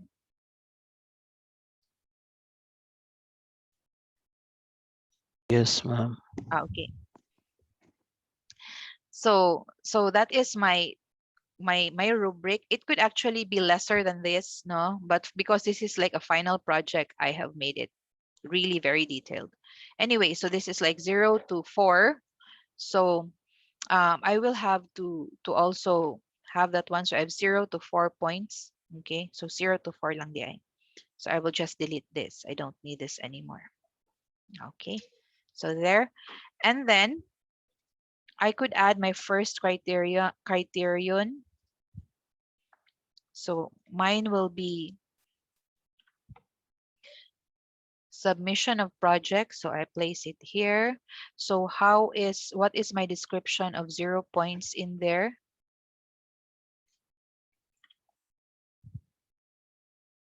So it's 0 points if submitted, so on and so forth. So actually it should be prepared beforehand before you make this rubrics in Soul.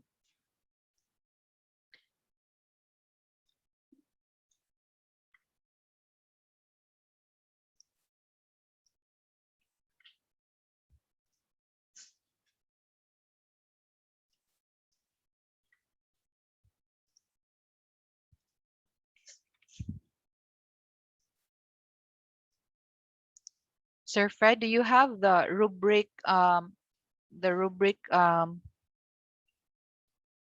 URL for the video? You might as well share it to them so that they would be able to use Ruby Star to create their rubrics later on. The one I had was that last week or 2 weeks ago?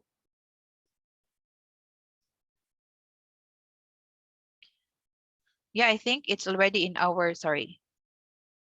It's already in our, okay. So there.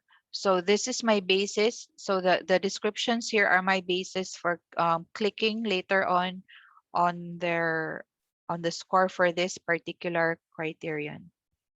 And then I have more. I will just make like three of this one so that it wouldn't take us very long. Okay. So pages.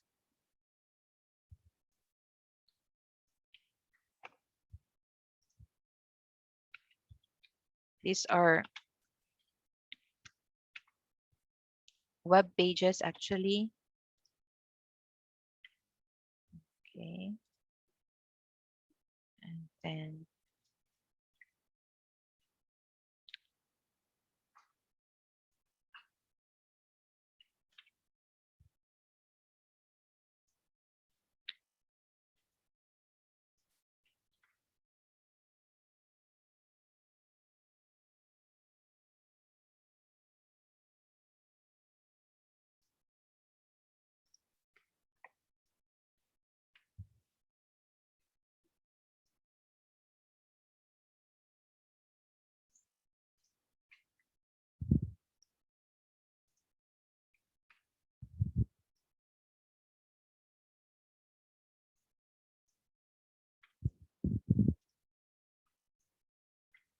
okay.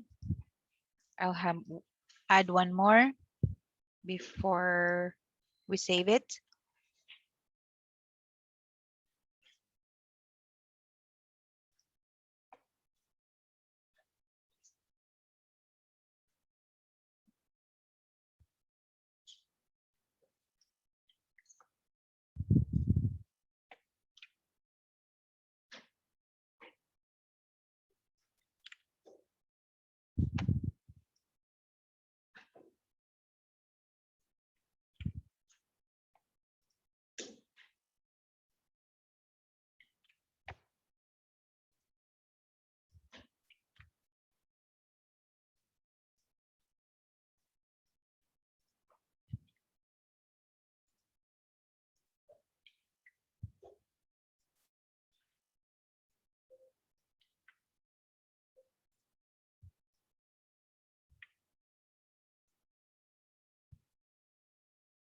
The last content for our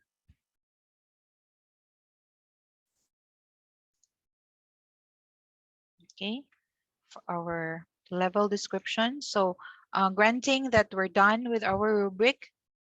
Okay.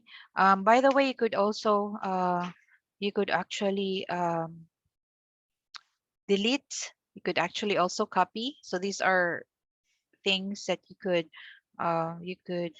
use in order for you want to move this particular criterion because it should be placed maybe like for this one it should go up, so you could actually move that one. So there you go. Once you're done, you click on, so you have a choice. If you click on save, if you're not yet done, you're in the middle and then you need to do something else, so you could just click um, save it as draft. But if you are already done, so make save rubric and make it ready. Okay, so there you go. um, try to click on this assignment.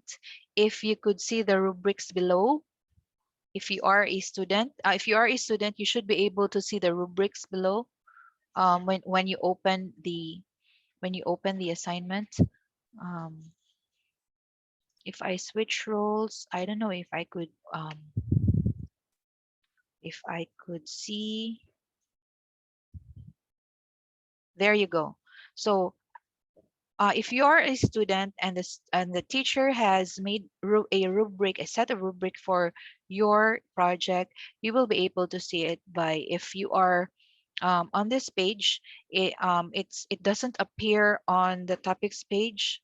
Yeah, you just have to click on the title of the assignment, and then you will see it. If you scroll down, you will see the rubric or the set of rubrics where this is actually very good because um, the student will have an idea how he or she will have to accomplish the his or her work in order to comply with the criteria of your rubrics. So there you go. Okay.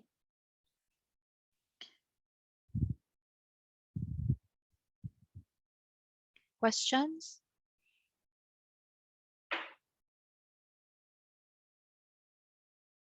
Are teachers still given the option to resort to old ways like maintaining class records to keep track of students' completion on course activities and major requirements?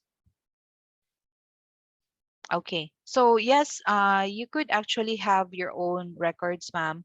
Also, everything here that you have placed, but it's good that we have to place it here so that the students would also know. Um, anyway, you could actually download your what you have. Like for example, you're done grading 5 activities. You could actually download it. Um, Sir Fred, are they done with gradebook? They're done with gradebook, right? Yes, ma'am. Okay, so with your grade book, if it's set and then there are already grades in there, you could actually download it as an Excel file so that you would have a copy offline. So we also encourage that because um, we usually encourage teachers, especially teaching in college, to have um, their records there. And of course, there are set of instructions for those who want to comply. They could actually comply not through Soul.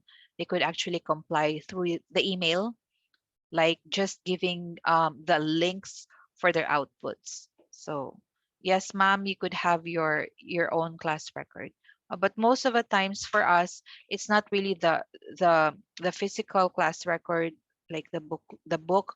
Um, it's more of the files, offline files for us, so that we also have a copy, especially if we need to submit the grades um, to our department. So we usually also have that one. But again, it would be better to have all scores reflected in here because the students can see their progress also. Questions before we proceed?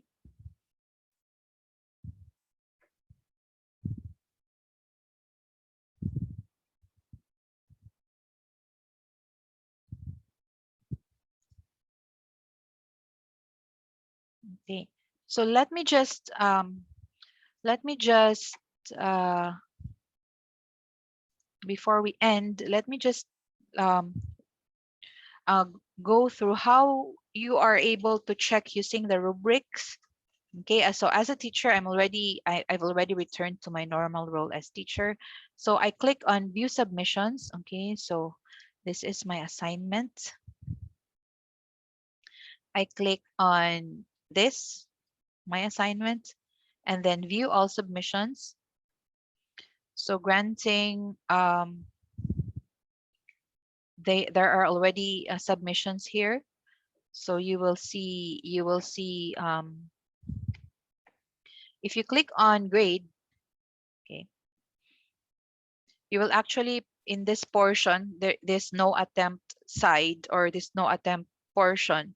There is the URL or the the link of the student, and then all you have to do is this is already your rubric. You could actually um, make use of that one, and then just click on the score of the student per category. So there, for example, that's done. You have already checked on or placed points on all of the categories. Then you click save and show next. Okay, so you click on the URL here and then look at whatever the work is, and then you click on this zoom in zoom out region and then place the scores there and then save and show next. So that's how it will work. Okay, now how will the grades look like? I mean, we only have, like, for example, this one, we only have like um three three categories for a rubric, but it's supposedly 100, um 100 over 100 points. So if you click on that one and still click on view, so there is the score of the student. So it's already set to 100. So it's a system that would have to calculate using the rubric levels of grading. It will automatically just give you the grade. So there you go. So there's no need for us. Maybe we have had instances in the past wherein we had to have like our calculators before we can have the final score of the student, especially if there's that rubric. Okay, questions?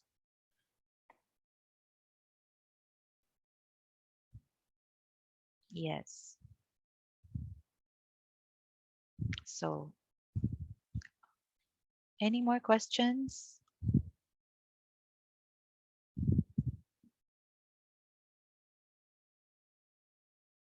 If there are none, Sir Fredley. Thank you, Ma'am Al, for the assignment feature in mySOUL using rubric and without rubric. So now let's proceed. If you have questions, please type it in the chat box. So let's proceed with the last part for this morning session. We will talk about on video conferencing as using BBB or Big Blue Button. And then we have the other feature of our resource. We have the URL resource. We can place our Google Meet link and Zoom link in that URL resource. So may I call on Ma'am Maipa, Ma'am Lisa. The virtual floor is yours. Thank you, Sir Fredley. Okay, hello once again. So let me share my screen. So I would like all of you to log in later on, though, to this virtual classroom, NHD Virtual Classroom 25. So I'm assuming that all is already enrolled in this virtual classroom. If not, please send me a chat in the chat box. So if you're going to deliver a synchronous class, you can go to create learning activity, and in here you can see video conference applications such as Big Blue Button and Zoom. So we have Zoom here and then Big Blue Button. So for this session, I will teach you how to use Big Blue Button since you already are familiar with Zoom meeting, which we are using right now. So once you will create an activity such as Big Blue Button, so again, it's all under this one. I'll put it in another section. Let me use section 5 here, and I will just rename this to say video conference.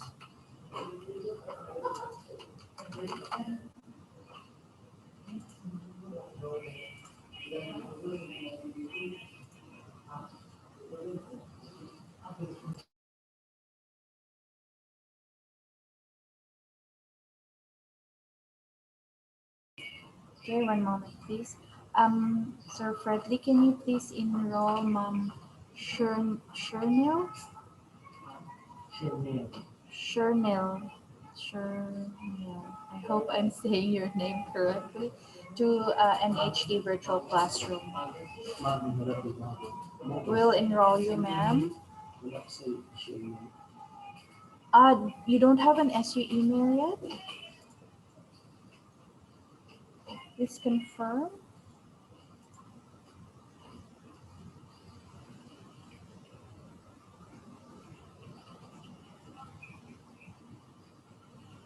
Student email, you mean?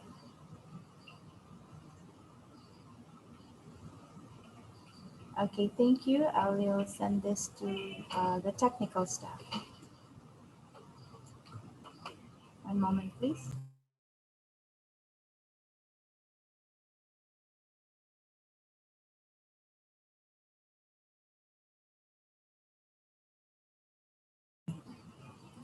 Okay, you will be added in a short while. So again, this will be a video conference section where your students will go in once you have a synchronous class using either Zoom, Google Button, Google Meet, or whatever video conference application you're going to use. So in my case, I will be teaching you how to use Big Blue Button. So I will go to create learning activity and then click on Big Blue Button.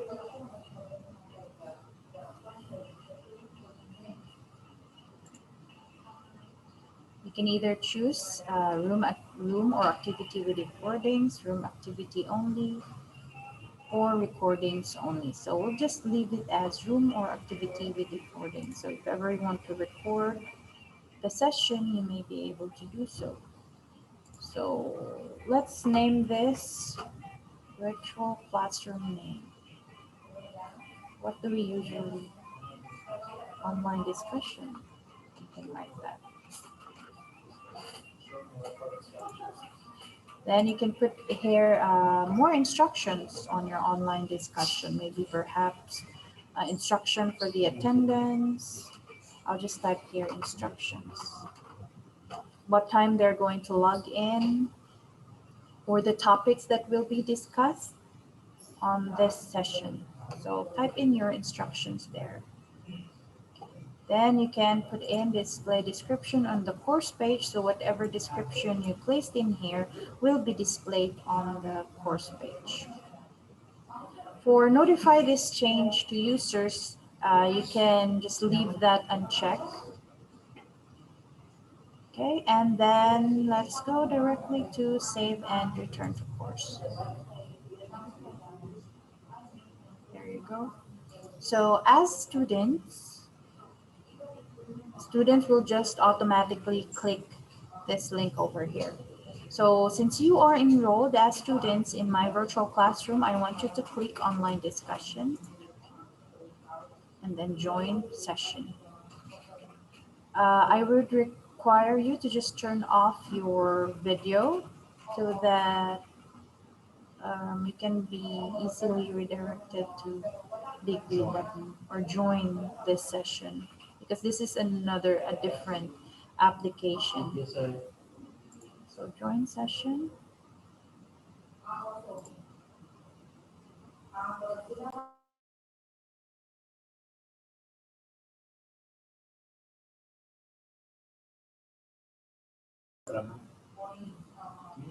So once you log in, you can either choose either microphone or listen only. You can choose any. I'll use microphone since I will be speaking. Then make sure to choose allow the microphone, and it's echoing. Okay, so I'm waiting for the rest to enter the virtual classroom and click on BBB. As you can see here, we only have two. So I only have two students. So we have someone who's using his mobile phone. How about the rest? Please join us.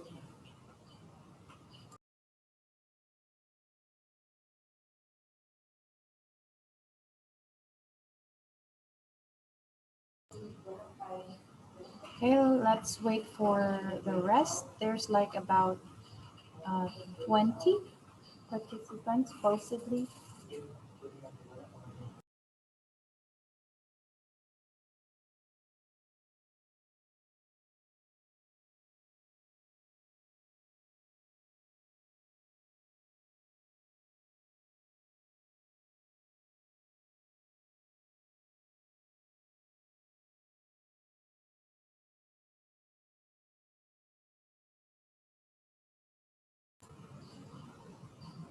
Okay, where's the rest? I hope you're not having a hard time logging in.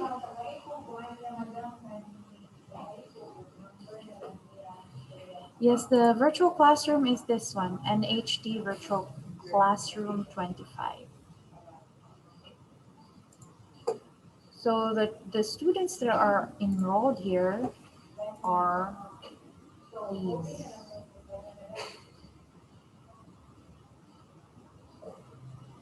So I should be able to see you in here. So gamay pa ta nakasulod.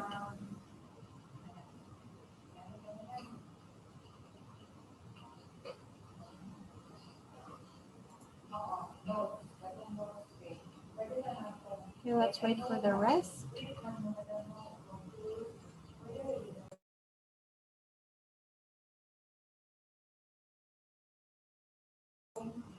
Okay, for those who are not able to follow, you'll be able to see if you click on your virtual classroom.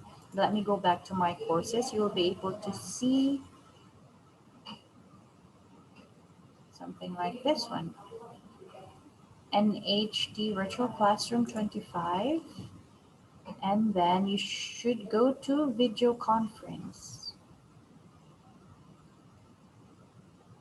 And it will, since I click this highlight icon over here, once you enter the classroom, it should automatically bring you to this page, video conference. And then click on online discussion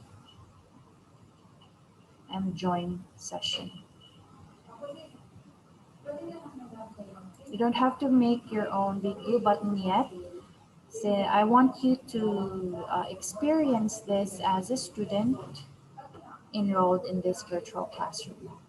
And later on, you can experience creating this in your own virtual classroom later on.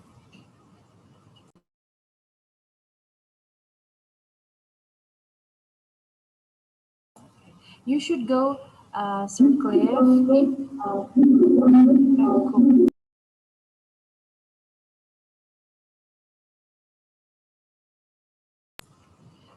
Okay, Sir Cliff, you should go to my virtual classroom.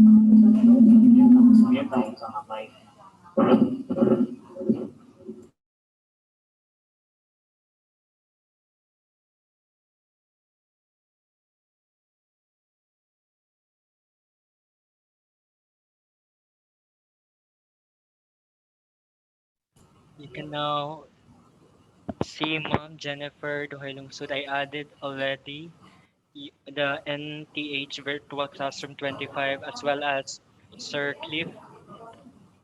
Kindly click to the virtual classroom name NHT Virtual Classroom 25. Thank you. So once again, for those who were not able to follow, so you have to look for NHT Virtual Classroom 25. Do let us know if you cannot see this in your uh, homepage, so that you can type it in the chat box so that we can add you as students in this virtual classroom. So this is my virtual classroom. I am enrolled here as a teacher and you as the students. So once you click on that one, you'll be redirected to video conference and then just click on online discussion, then click on join session. You should be here.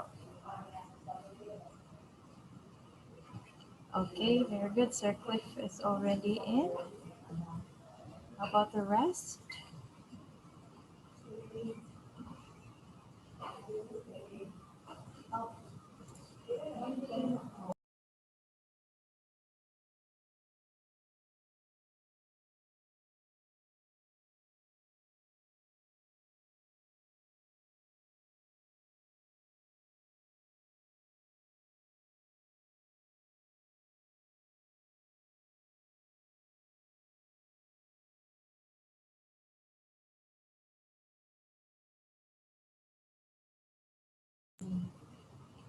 Okay, we are still accommodating those who are not able to see their name in the list or those who are not yet enrolled.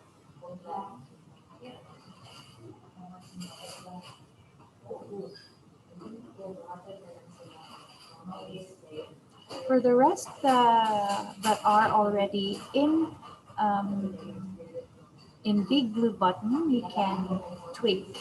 Perhaps you can send me a chat like that. Good morning.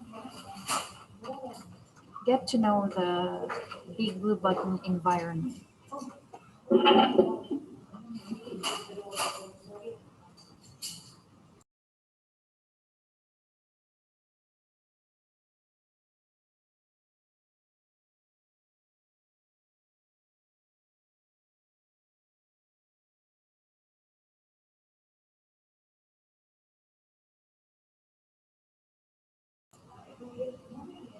So do explore. If you want to send a personal message, you can also do so by clicking on the name of that person and then start a private chat, such as that.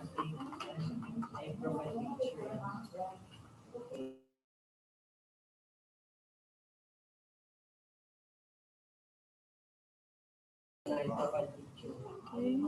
Mom Cornelia, I think you're already in the list as student. Let me see under the list of participants. There, so student. This is you, Cornelia Cadena.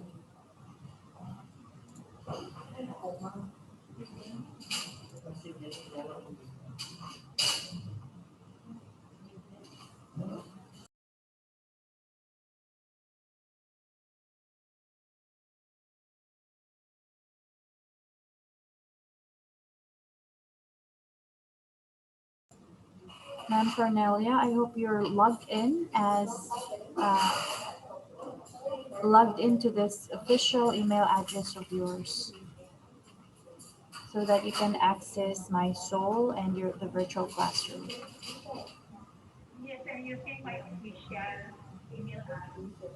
Okay, and can you see this virtual classroom, an HD virtual classroom 25? Yes, ma'am. Okay, please click on that one because I can see here it's still the access is still never.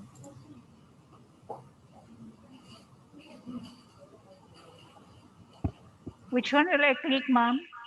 Kaning Kani. ikaw. Yes, ma'am. Kaning NHT Virtual Niya. Classroom 25. Oo, Click. ganiya ra ba ako aning nag-click? And then, ma'am, dili mo sulod. Oo, wala man mo sulod. Pero murag nakita na ko sa kong ngalan, pero dili ang katong status dili active.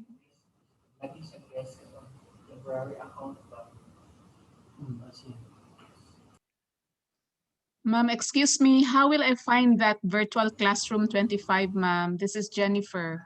Okay, hello, Ma'am Jen. It's you can find it if you click on My Courses. You'll be able to find one here. Okay, ma'am. My courses. Yes. Where is that? How many courses do you have, ma'am? Virtual classrooms.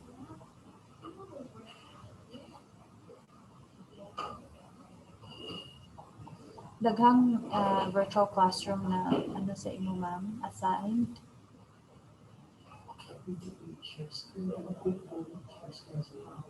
Ma'am. Ma'am, I cannot find it. Where? Asa man ang my courses? Where can I find it? I'm lost. Kani, ma'am, this is already inside My Courses. Because if I click on one of the virtual classroom, you can click on My Courses over the upper right. Over Kani, the ma'am. upper Can you right. Okay, see? I'll click this one. Yeah, that's when you click on that one, it will redirect you to this where you can see all the virtual classroom. Yes, ma'am. And then I'll click this. Kanang NHT Virtual Classroom 25. 25. Yes. Okay, so I'll click it.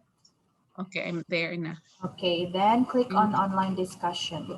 Online discussion. Yes, and then join session.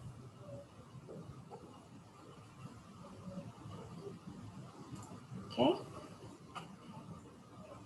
And Join session to join the big blue button session.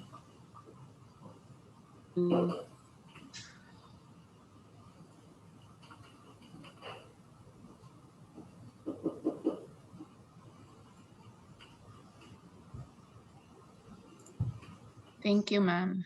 Okay. So again, for those who are already in the big blue button, kindly just send a chat message. You can either send it publicly like this, or you can click on a name of a student and then click on start a private chat and send that message. Okay. I see my name. Yes, if you see your name here, that means you're already in the big blue button session. Your name should usually is on the topmost list of participants. Okay, by Ubaita here, but I guess there are still some who's not able to join. They're supposed to be like, how many participants do we have, Sir Fred? 20? I don't have my name yet, ma'am, but I'm already in the big blue button. Oh, is that Jennifer to ma'am, no? Yes, ma'am. Yes, ma'am. Oh, how can you be in the big blue? Wala man imong name diri, ma'am. Lagi, ma'am. Yeah, can you share na lang your screen, ma'am? Okay. Yeah, so I can see unsa ni. Host disabled participant screen sharing. Sige, iko-ante ka, ma'am. Sige. Share na, ma'am. Okay. Sige, This okay. is my screen, ma'am. Yeah, sige, go to your virtual classroom or Soul. Go to Soul. Na-X naman Soul. mo si Soul. Asa, hala? Kaning koan, ma'am. Ani? Oh, Dili, kana kong Chrome. Kanang Chrome nimo. Kaning green? Yeah, kana. Ay, I-click na-X ra. yun nimo. hala na Sige, S. open a new tab. Open a new tab, kanang plus. Uh, soul.su.edu.ph. Kana, ma'am, kanang una. Okay. Log in. Log in. Sige, log in.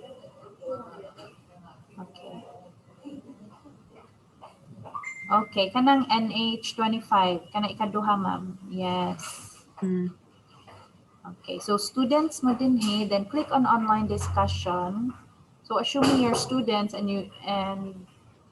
me as a teacher, I want you to join the session for today there. Ano, wala na gani. Iga-load pa na siya ma'am. Anak yun na siya mag-load and then you have to choose microphone or listen. Either way will do. If you choose Microphone. microphone, yes, you can just mute that pag ano nakasan. Allow first. Use your microphone. You have to click on allow. Yeah. Yes. Yes. There na. Anak ka ma'am. Thank you, ma'am. My name is not in the list again. Ngano nawala. I'm already in the big blue button. Ganiha pa ko diri sa BBB pero wala akong ngalan. Isa ma'am. Kinsa ni ma'am? Adilinia. Linya, okay. Wait. I-stop na kog share, ma'am Jen. Okay na nang imo. Thank you. So, si Ma'am Cadelinia, let's see. Hello Ma'am Cadilinia. Yes, yes. Ang gigamit nimo ma'am is official email Yes, ma'am. sir. And then Share screen na lang. pwede lang i-share Yes. screen ma'am. Share Okay. screen. Okay Thank na. you.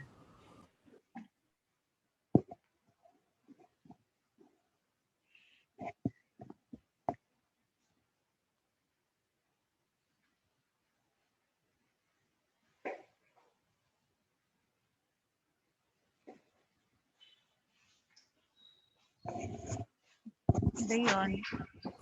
Shares, can i-click, ma'am, click the share screen on Zoom. Okay. Yes, para makita po na mo ang imuhang screen so that we can assist you much better. There you go.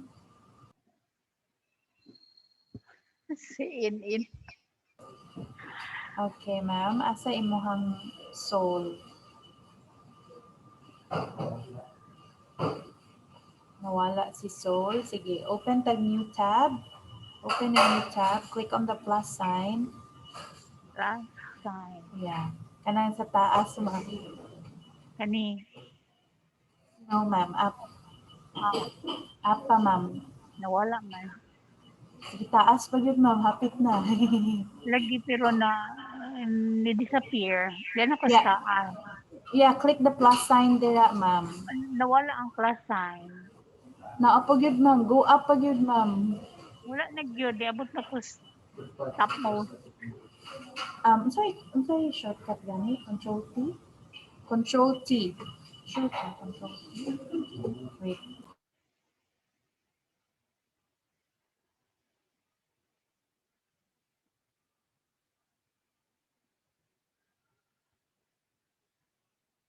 Wala man J plus. Ay dara. Okay. There, ma'am. Kana, ma'am. Okay. Sige. Then, soul.su.edu.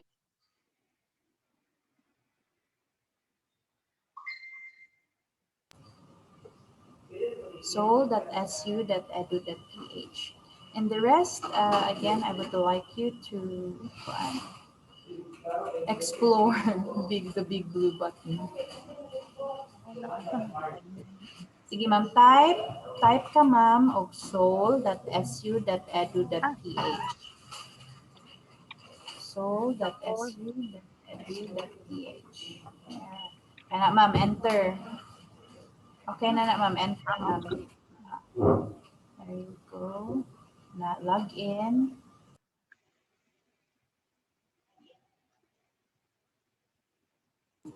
Google, ma'am. Google. Click on Google. Right side. There you go. Tara, see? Classroom 25. That one. Yes. Click on that. then online discussion, then join session. Okay, masulod na na, ma'am. Then if masulod na ka, stop share lang so we can continue. I hope the Thank rest of you. our you're welcome. Pero tagbata, Len. Choose ko ma'am, either microphone or listen only. Okay, thanks.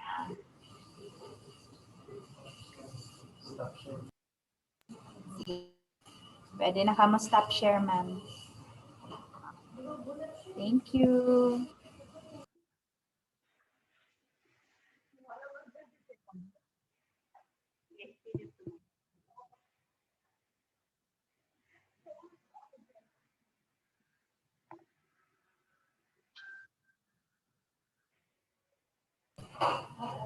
Okay, I hope everyone is in. So again, ubay-ubay na ta. So this is where, this part here is where you can, the students and the teacher can send a public chat message. They can say hello, good morning. That's what the students or the teacher usually do.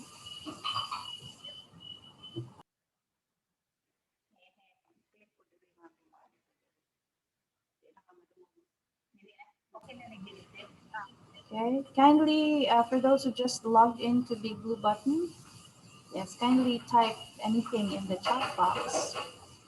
And if you want to send a private message to a particular person, just click on their name and then click on start a private chat.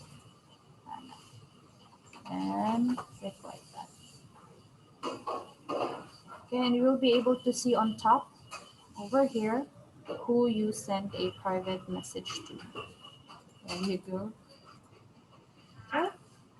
So that's your public chat and your private chat. So what else can we do here? We can set the status. If you click on your name is usually found on the top. Then set status. You can either raise hand, pwede ka, you decide which one you want to use. From confused like that. Confuse a big blue button. Okay, that you can only do that to your own. Okay. So what else? Okay, down here you have shared notes. So if you want to copy and paste some notes for your students, you can post it here. Post your notes. The thing is, students can also delete because since this is a shared note, students can also delete or post anything. So you have to give them instructions not to do that. Okay, so this is like your blackboard. Okay, next would be, let's just um, close this part like that. To access that again, you can just click on shared notes. Okay, ma'am, could you please repeat the process on where to go to the big blue button? Okay, Ma'am Coelho. I hope I said your name right. Ma'am Coelho, when once you're already, so again, um, you as a student, you act to access the big blue button, you have to click on the this virtual classroom. Since you're under me as a student in this virtual classroom, NHD Virtual Classroom 25, and then it will automatically be redirected to video conference. Just click on online discussion, then join session. Okay. But later on, if you want to add big blue button to your classroom, naragya po na siya diri sa create learning activities where you can see all the other activities such as assignments, attendance, the one that we have already discussed. Okay, so big blue button is this one. Okay, so let me go back to my big blue button. If I were to switch over to Okay, is this the learning activity we can use for breakout session? Yes, we can. There's a breakout session for Big Blue Button as well. The same with Zoom. We will go there later on. Okay, so what else can we do in here? Oh, there is this part. We'll change this to, wait, I'll transfer to the next slide. This whiteboard over here, students can actually type anything. So if me as a teacher, I will type something here. Type your answers here.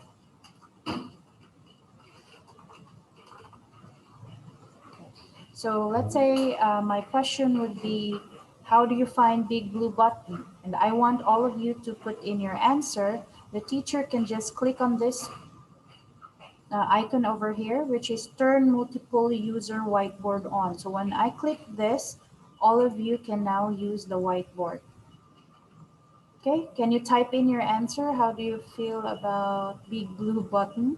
You can use the text tool. Click on T, you can use text.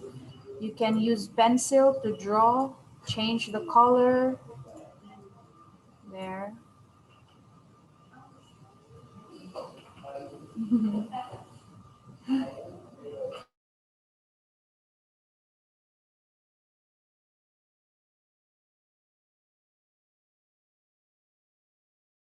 Okay. Try to change the colors. You can use this color palette. Okay. And you can also change the size of the dots or the pencil. Make it a little thicker, thinner. It's up to you. This seems to be a good tool.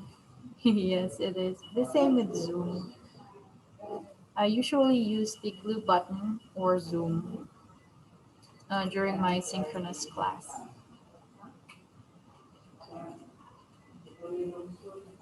Ma'am Jennifer, to write, you just need to click on this pencil icon.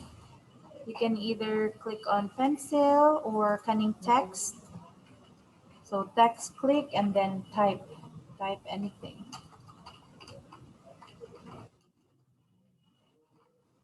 There. Or if you want to use pencil just to draw, click on pencil and then just draw. Okay. Doesn't work. What did you click, ma'am? The pencil? Yes, ma'am. It And doesn't work for me.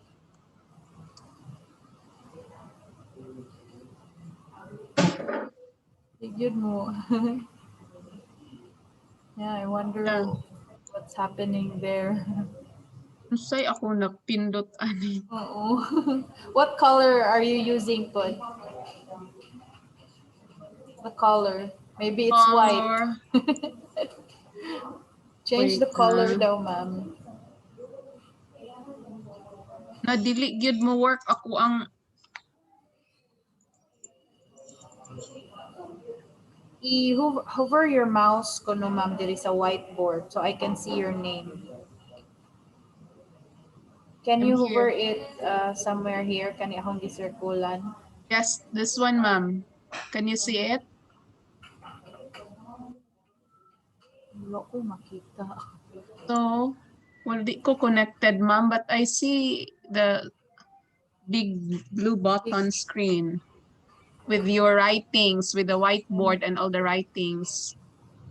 But I Wait lang, let cannot me write. check.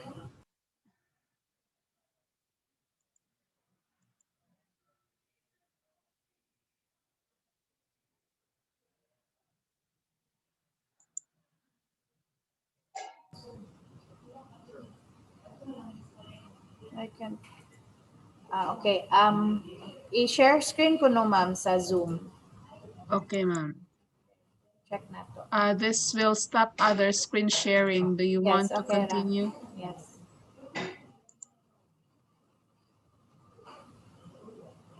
So this is my screen. Okay. Sige, ma'am. Sige, click. Can you choose another tool like text daw? Check. Uh-uh. This one, it's Yes. working na, ma'am. Why? What happened to this one? Yes, Okay. sometimes Okay, I'm right. technology. Okay. Uh, Okay, I'm that's good. writing na. Thank you, ma'am. Okay. Now, ako na po yung share. Let me share my screen. Let me go back to the blue button. So if you don't want the students to write anything anymore, just you have to click back the turn off multi-user whiteboard. Okay, that will stop them from writing their answers. Okay, the next thing you can do is create a poll. So just like this, start a poll. So you can just verbally say your question or you can type in your question and let's say true or false. My question would then be, so my question is 1 plus 1 equals to 2.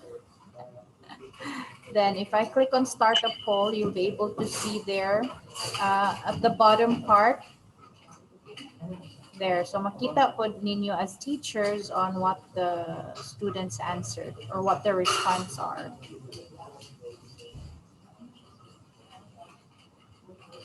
You only have 3 people out of 12. 3 lang ang ni-response. So again, you can either verbally say it or type it down. Dili lagi mo work ako ang mouse.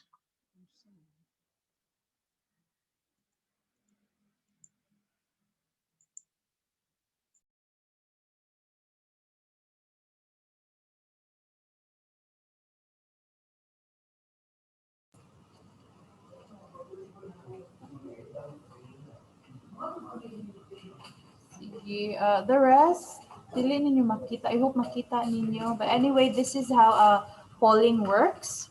So if you want to publish the results to the students, so just click on publish polling result. There. Diba makita ninyo sa lower right-hand corner sa screen. How many answered true, how many answered false. So that's how you do polling. Now, if you want to present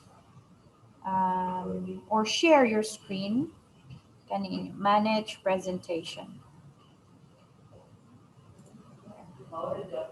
So if I want to present something, I will put in a file. I can just drag and drop a file over there. Ito ko file kanin. So I'll just drag and drop a file and then click on this one to be uploaded.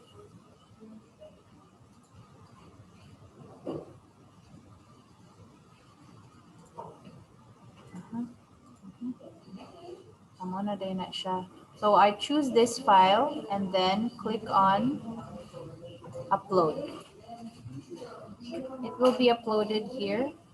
So as you can see, it's still loading. So again, that's over here, okay? Manage presentation. And you should be able to see that on your screen. There. I hope you already see it. I'll take out the share screen, huh?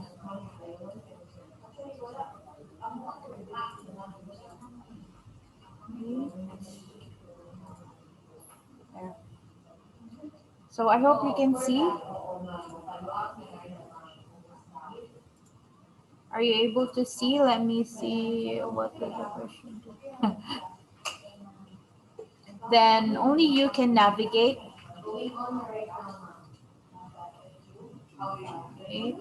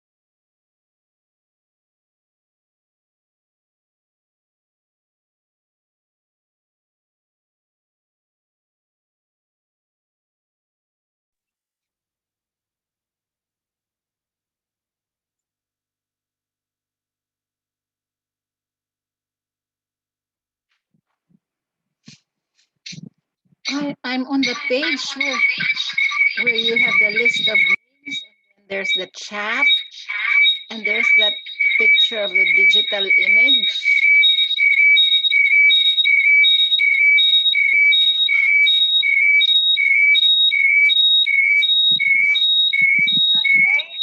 I hope you can hear me. Yes. So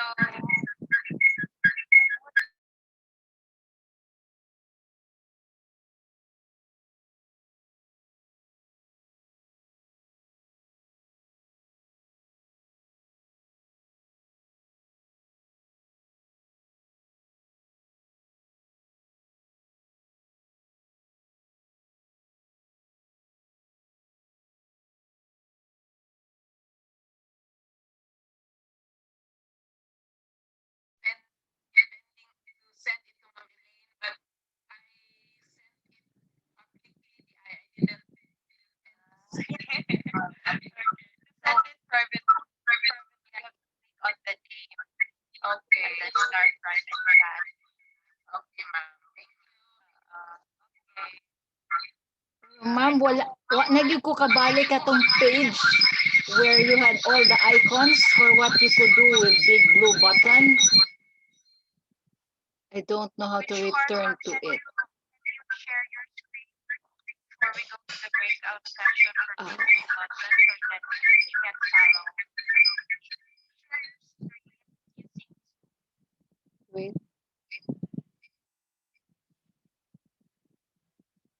This is where I am now. Okay, ma'am. So, unsa tong imuhang Ano ako pagbalik dito ah, sa page where all the commands for the big blue buttons are, so I can click breakout sessions. I don't know where. okay. Kana pa gyud imuhang makitaan, ma'am, because you're in a student mode. You will not be able to create a big blue button because again you're a student under this virtual classroom. But if you go to your virtual classroom where you are the teacher, you will be able to create big blue button. Okay. Okay. Yeah, but So you're instructing us now on how to use big blue button, and there are certain yes. icons that have to be clicked. I can't see that. Oh, I'm okay, a student. yes. I should be Yes, able to because see you're, that, right? yeah, there's a I can't see different that. settings for students and different settings for teacher. So as a teacher, I can do more than what a student can do. Yeah, I understand that. But I can't see what you're doing because this is the only page I can see. I can hear you. Huh? I can hear you, but I can't see what you're doing. I can only hear the instructions. And I also hear sharp tones. Yeah, that is coming from your end. Can you okay, kindly stop the sharing. Do it. Okay, so you can see what I'm doing. Let me share my screen. There you go. So in my part as a teacher, I hope you can see what I'm doing now. I Can you can't see it, ma'am? still can't see what you're doing. How about the rest?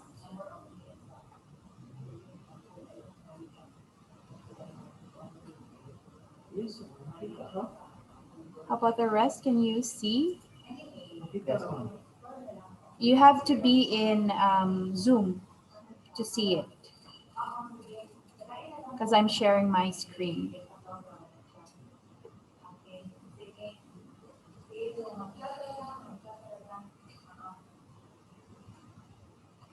Okay, thank you, Sir Cliff. So, ma'am, please do go to Zoom so you can all see what I am clicking. Because if you are in big blue button, you will not be able to see the other stuff that's popping out.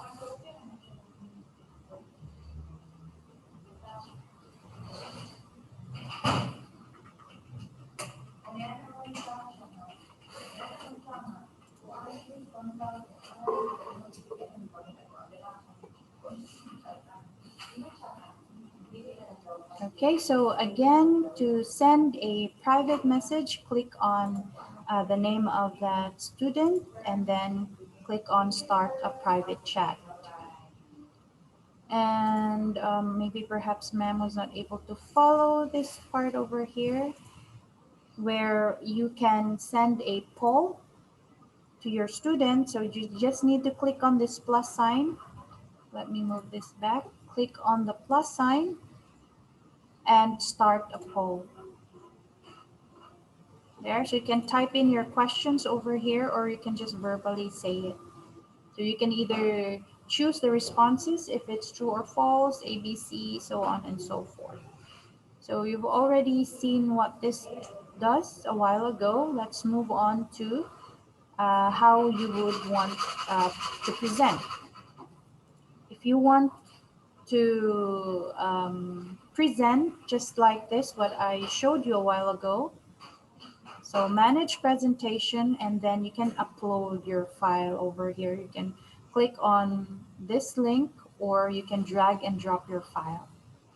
So let's say you want to choose this file or whichever file you want to choose, click on that. Let's check and then confirm. Once you've confirmed, it will automatically be shown. Wait.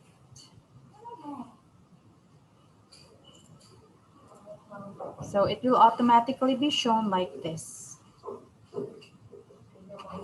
So as a teacher, you will be the one to click wherever you want the slide to go. The students does not have any control over this.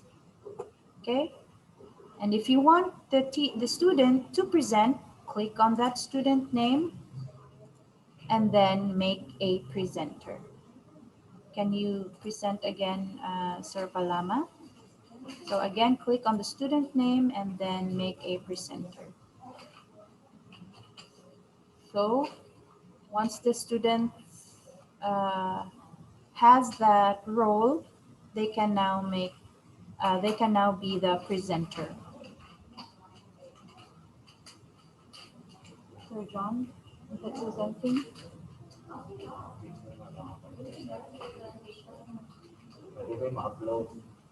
Okay. So if the file is too big, well, of course, it will take time to upload. And there, that's the presentation of the student. Okay. Now let's take presenter. Excuse me. Let's say assume that he's done presenting, and you can also share screen. Okay, just like what we did in Zoom. Okay. So since it's already 12, I'll show you the last one, which is breakout session. Okay. For the breakout session, under user here, you cannot do this though because you're students, but later on you can just practice and look at this recording again. So this gear icon under user, you click on that one and then create breakout rooms.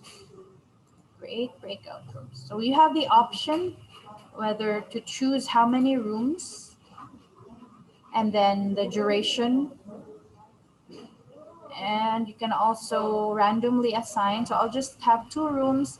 I'll make this, let's say, 5 minutes, and then I will just randomly assign each of the students. If you don't want to randomly assign, you can just drag and drop the students like that. But if you have 40, it will take a while, but it's really up to you. So I'll just randomly assign my students like that. Then you'll automatically be redirected to each of this room. So once I click on create, you'll be automatically be redirected to your breakout room. So I can see as a teacher. So I hope you.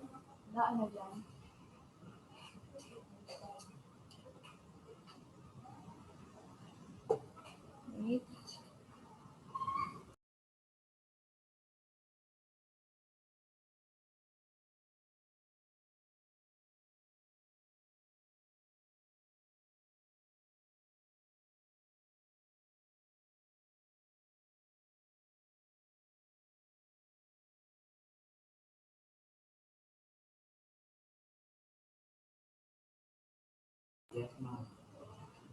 Okay, so I can see here on my end that some of the students are already in that particular breakout room.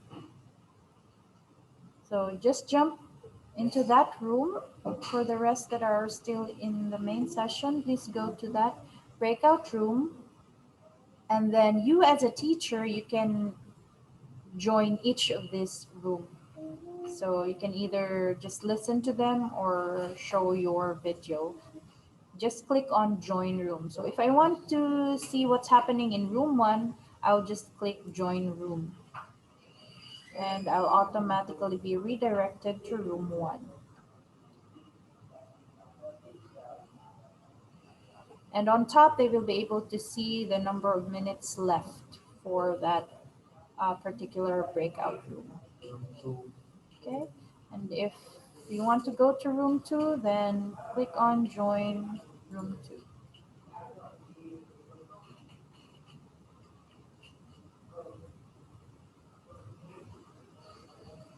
There you go. So if you want to end the session right away, you don't want to wait for 1 more minute or 2 more minutes, we can just click on end all breakout rooms. So I'll click end all breakout rooms. Now everyone is back in the main session. Okay. So again, that was here on this gear icon and click breakout rooms. Yes, and I hope you were able to get that. Last but not the least is start recording. If you want to record that session, then click on start recording. Okay.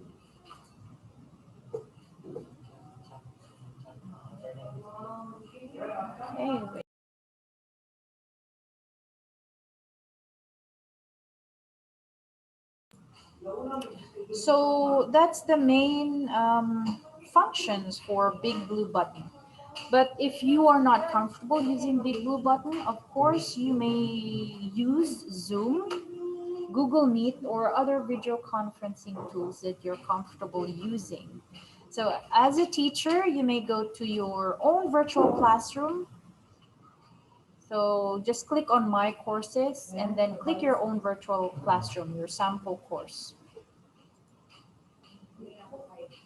And then if you want to create a Big Blue Button activity, just click on Create Learning Activity and then Big Blue Button. It can also be found under Activities. So for those who has their personal Zoom account, you may put in the link or send the URL. I mean copy the URL for the Zoom, and you just need to paste using paste the link using URL. This one. I know you have already been trained on how to use URL. So if you have a Zoom link, you paste it over here. If you've created your own Zoom link. Okay. So I hope that was clear. Do you have any questions? Just post it in the chat box or unmute. Okay, we have a question. Will our SU Zoom account have the features for no, it's limited though, but it's 40 minutes. It can be recurring. So you just tell your students to use the same link. After 40 minutes, they will use the same link to log in. But if you have your own Zoom account, the premium one, you may use that as well. Okay. So that is it for this morning's session. So again, recordings will be posted later on. Sir Fredley has something to add. Sir Fredley? So we will continue the PM session by 1:30 PM. So do you have questions or clarifications?